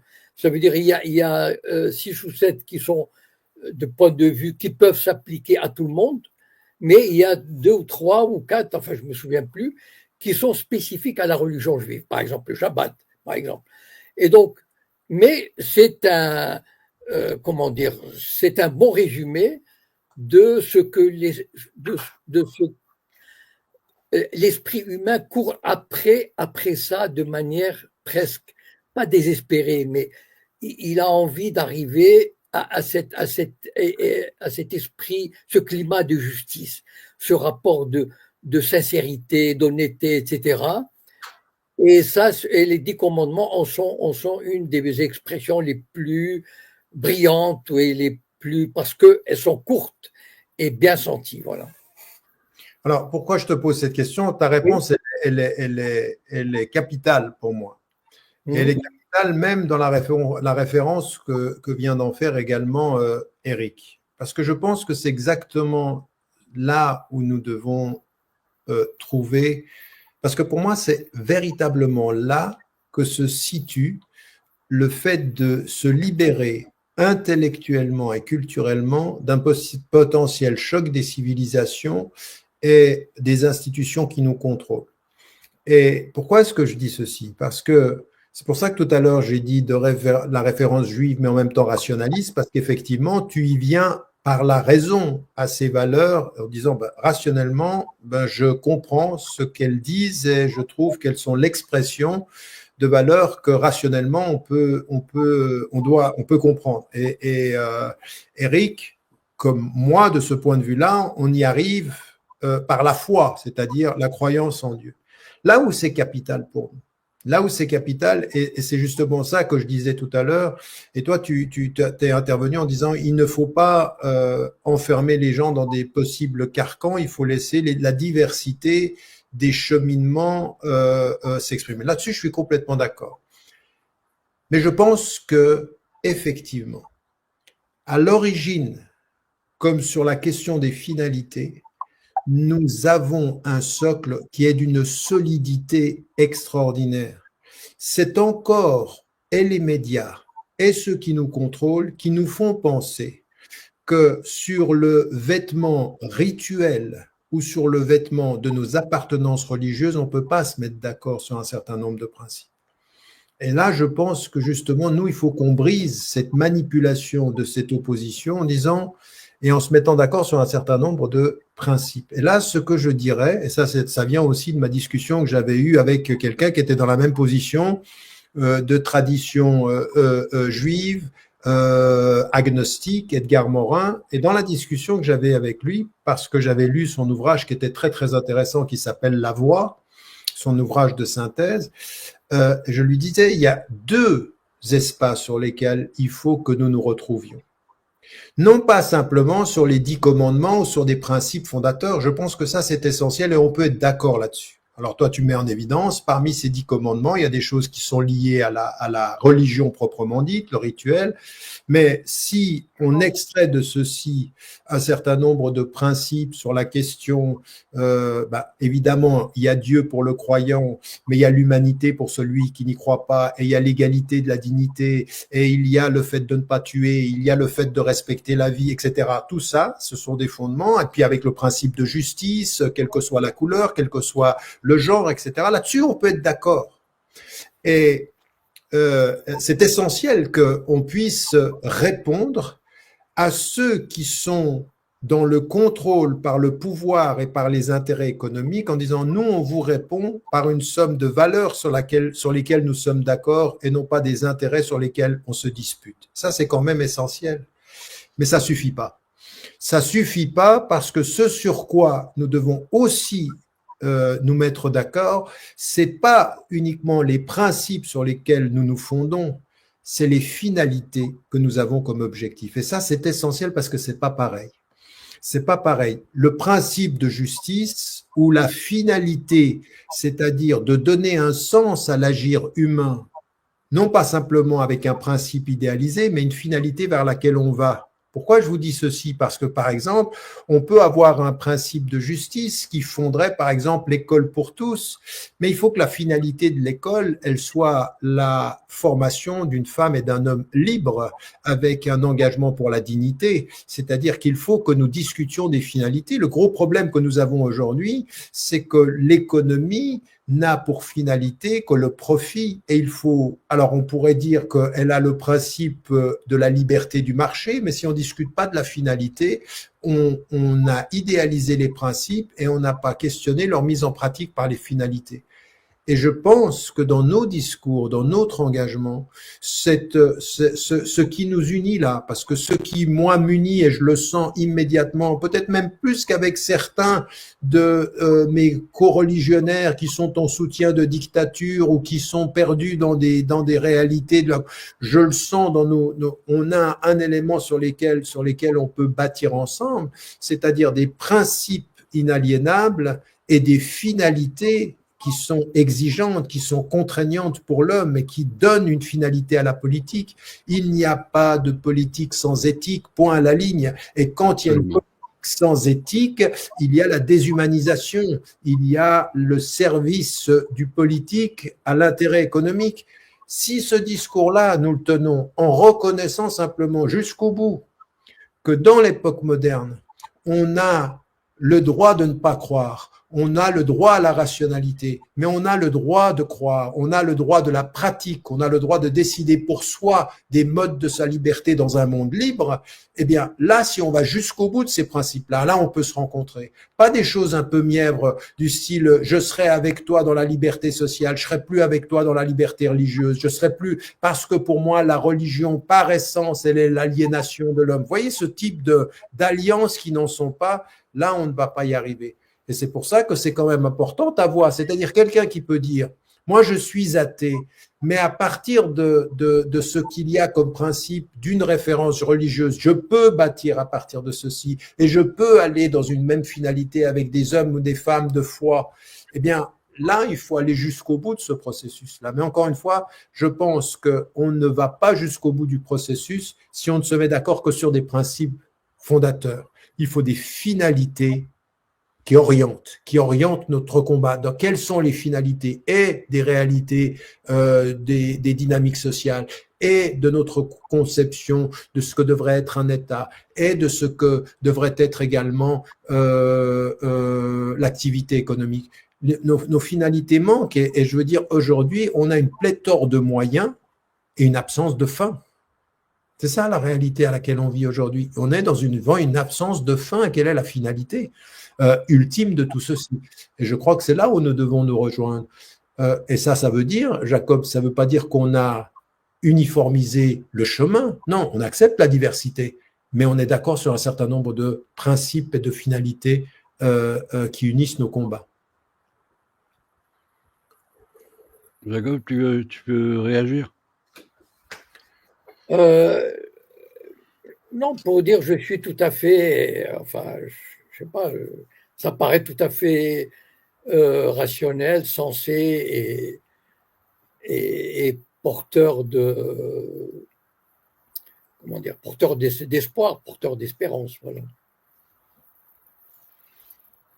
Oui, je pense que c'est un point très important puisque Tariq avait commencé tout à l'heure son exposé en expliquant que les États qui sont dénués de tout principe, de toute morale, conduisent bien souvent leur peuple dans des catastrophes sans nom et font vivre leur propre peuple dans l'injustice. Je veux pas jouer l'intello, mais je crois que c'était André Malraux qui, dans un discours, disait que le XXIe siècle serait un siècle spirituel où ne serait pas. On a fait un peu le tour des idéologies matérialistes. On voit bien où elles ont conduit l'humanité. Est-ce qu'on peut citer sur la Terre une seule idéologie, un seul pays qui, par le biais d'une idéologie politique, ait conduit son peuple vers le bonheur? Alors tu disais, Jacob, que les Juifs, quand ils ont reçu les Hébreux, parce qu'à l'époque on les appelait pas les Juifs, quand les Hébreux ont reçu les 10 lois, les 10 commandements, ils ne les ont pas respectés. Une partie d'entre eux ne les a pas respectés, puisque si tu te souviens du film Les 10 commandements, pendant que ce pauvre Moïse était occupé à recevoir les lois de Dieu là-haut sur la montagne, le peuple avait fabriqué un veau d'or pour revenir à ses anciennes traditions égyptiennes. J'ai perdu le fil de ce que je voulais dire. Pardonnez-moi. Je vais intervenir parce que réflexion faite, j'aimerais quand même, parce que ce qu'a dit Tariq, enfin bon, ça rentre et puis ça commence à faire un peu de. C'est ça. Comme le whisky. Comme le quoi, Jacob? Comme le whisky. Ça monte à la tête. C'est ou de l'humour ou de la provocation ou les deux? Voilà, c'est une provocation. Non, c'est gentil. Non, c'est le whisky.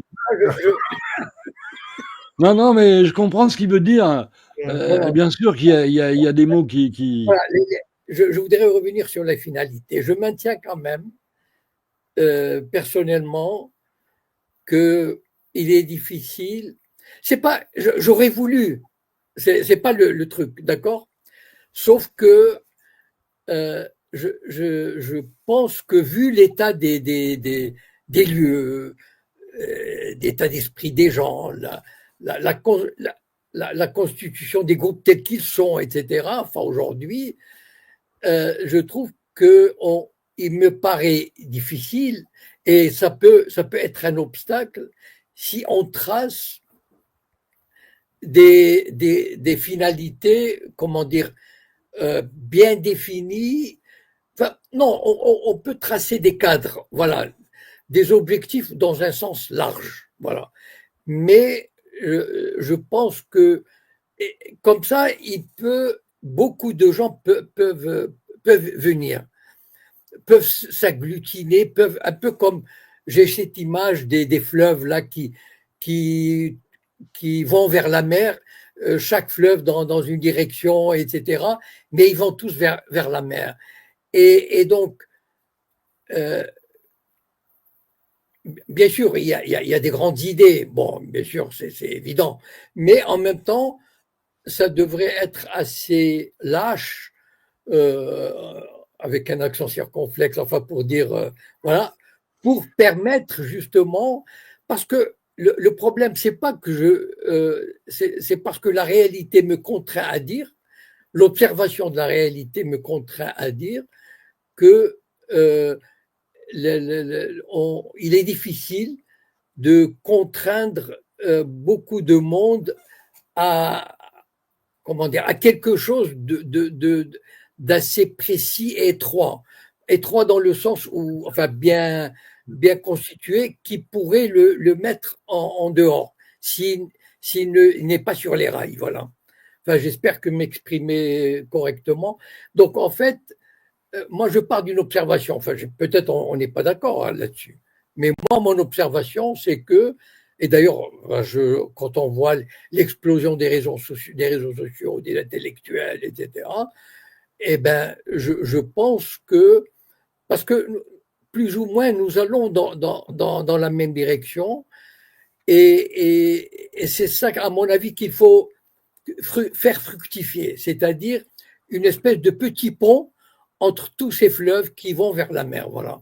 Je ne sais pas si je m'exprime un peu, enfin, si l'expression est assez claire. Le whisky n'a rien enlevé à la clarté de ta pensée. Donc, Malheureusement, j'ai pas pris de whisky.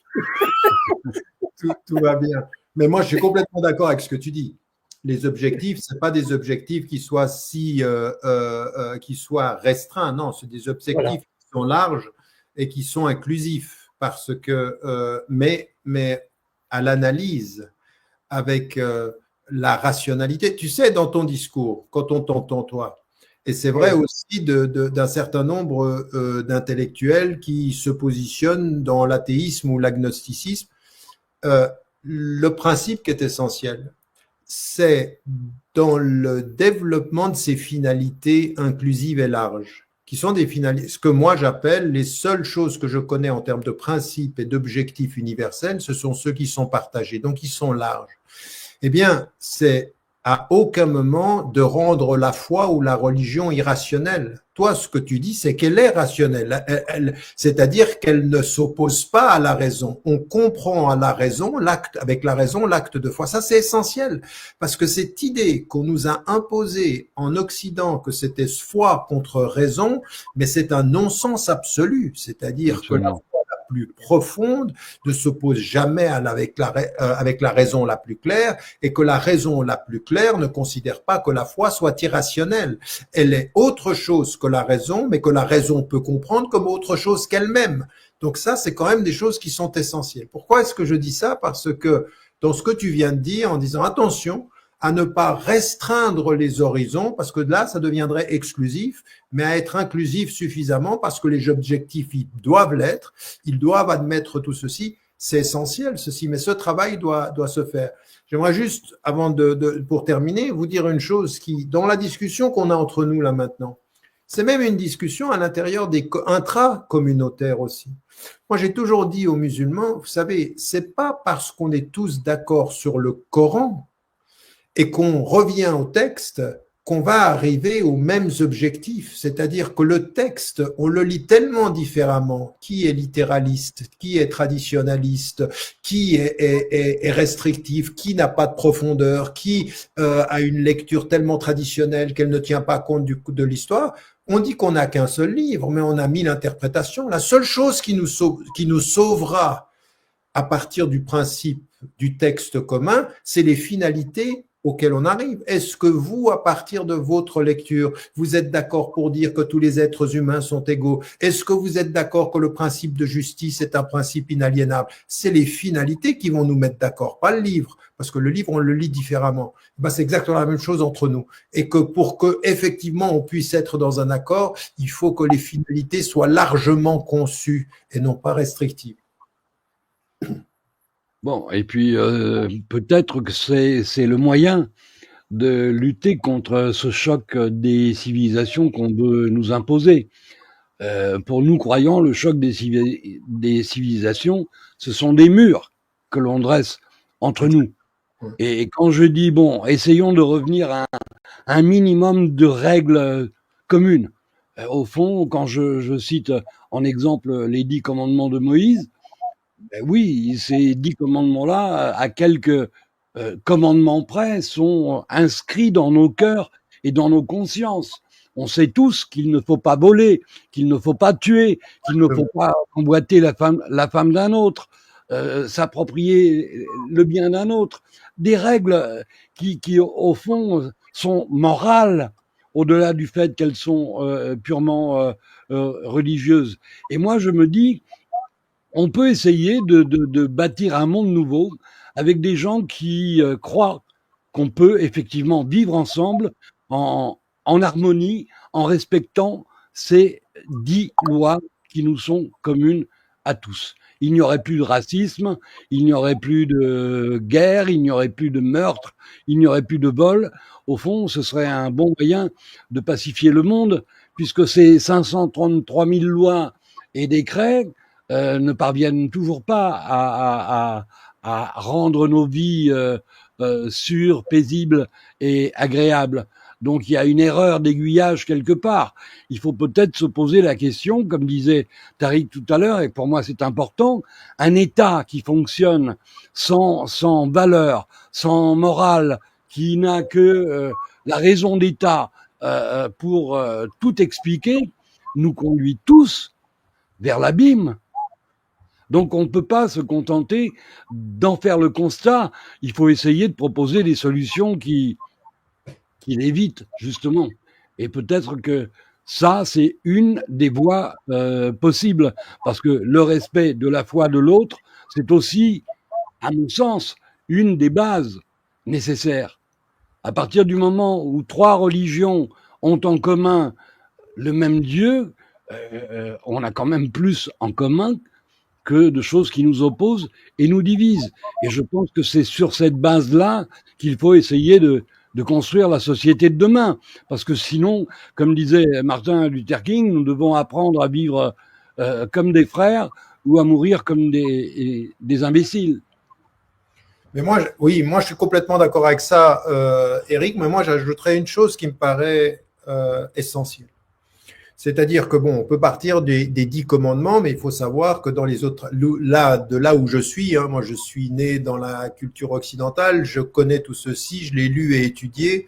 Il faut imaginer qu'au-delà de notre cercle, il y a plein de femmes et d'hommes qui verraient ceci comme une appropriation à partir de la première des traditions abrahamiques juives et puis réinterprétée par le christianisme. Je pense que ce qui est important, c'est que dans ces 10 commandements, il en est effectivement qui sont spécifiques à une tradition et il faudrait trouver le socle commun en faire de l'intersection entre tous, c'est-à-dire qu'est-ce qui est véritablement commun, mais pas simplement avec les traditions religieuses, avec les traditions rationalistes, et on trouvera, et on le sait qu'il y a des principes communs. Donc, je veux dire, souvent, on distingue en littérature la forme du fond. Ici, la forme fait partie du fond. C'est comment est-ce qu'on va proposer ce socle-là, où on le conçoit, on le comprend, on l'intellectualise et on s'en imbibe. Ça, c'est un élément qui est essentiel. Avec cette idée, ce que tu as dit et ce que tu as mis en évidence, c'est aujourd'hui prendre une position dans toutes les sociétés du monde. Et ça, c'est aussi important que quelqu'un comme Jacob, dans son positionnement, le dise de concert avec tous ceux qui portent une foi, c'est de ne jamais disqualifier de fait ou par définition la parole religieuse ou la parole spirituelle. Il ne faut pas le faire à partir du moment où on peut se mettre d'accord sur ce socle-là et sur les finalités.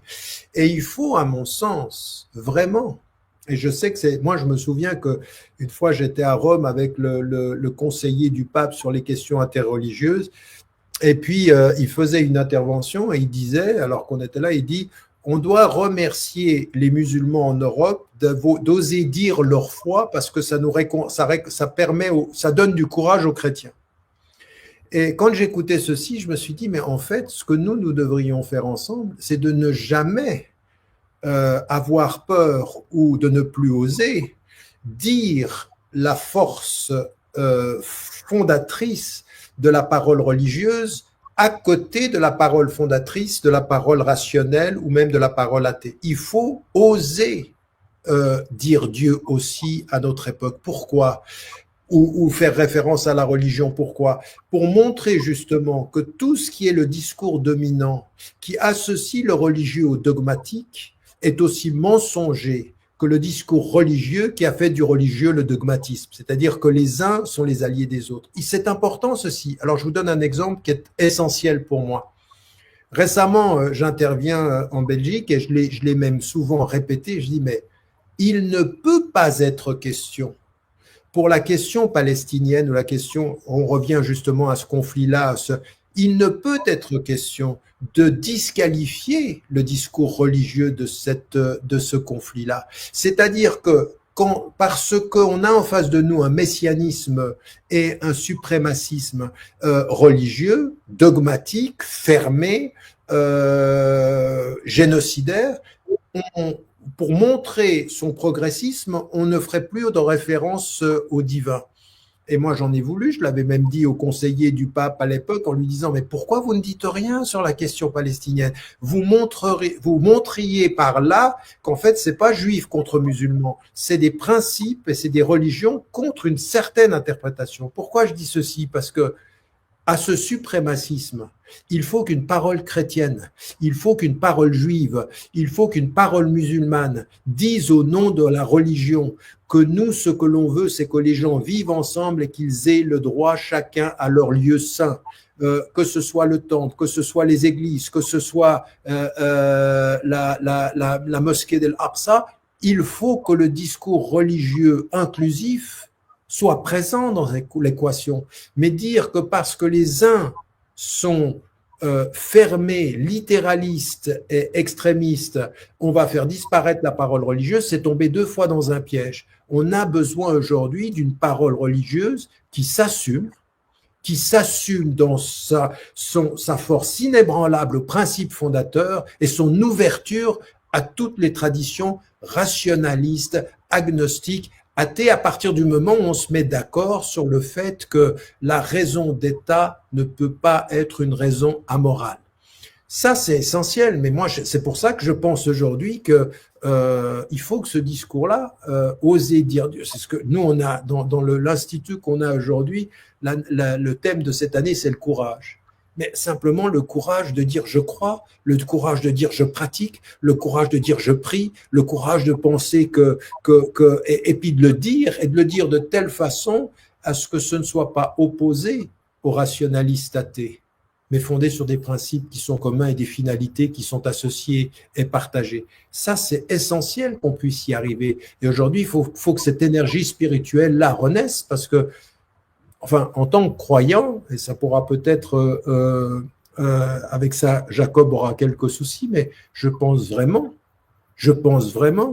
que ce qui me donne la force, moi, de ne pas tomber dans le pessimisme par rapport au gouvernement qui contrôle et qui étouffe, c'est cette espérance de la foi qui dit non, vous n'aurez pas mon cœur.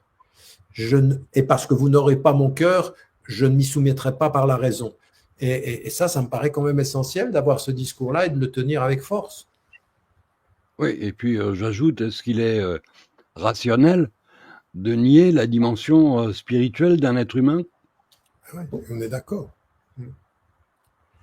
Et puis, il y a une autre chose qu'on dit là maintenant, excuse-moi Jacob, juste une autre chose que je voulais dire, c'est à un moment donné, il faudra arrêter de tomber dans le piège de disqualifier la question de la morale ou la question de l'éthique. Aujourd'hui, il faut nous réconcilier avec l'éthique, il faut nous réconcilier avec la morale. Le discours de Jacob, il est extrêmement moral, il est extrêmement éthique, et le discours de tous les résistants aux oppressions, il est éthique et moral. Et à un moment donné, on nous a mis sur le plan de la psychologie, sur le plan de la psychanalyse, sur le plan social, sur le plan même philosophique, avec une vraie question. Nietzsche, quand il dit « votre morale est un instrument de pouvoir », il a raison. Mais ça n'est pas la seule fonction de la morale. Certains l'ont utilisé comme une fonction de domination et de jugement, mais c'est une référence de constitution de la pensée, de savoir ce qui est bien et ce qui est mal.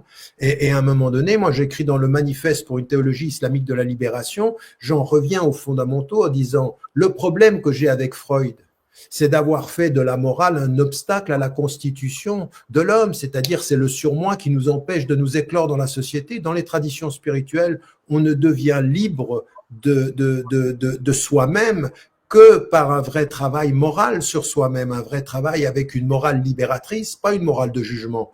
La réconciliation avec la morale, c'est un lieu sur lequel on doit se retrouver en disant nous ne sommes pas moralistes dans le pouvoir et le contrôle, mais moraliste dans la libération de l'homme par rapport à ses propres errances, par rapport à ses propres passions, par rapport à ses propres folies, par rapport à ses propres désirs. Ça, c'est aussi un discours qui est libérateur. Jacob, tu voulais réagir? Non, non, je voulais juste dire, enfin, mais est-ce bien nécessaire que l'athéisme n'est pas nécessairement une négation d'une forme de spiritualité, d'humanisme. Voilà.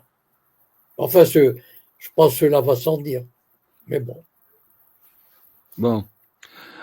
On est à 1h54 d'émission. Si vous voulez bien, on va s'arrêter avant les 2 heures fatidiques.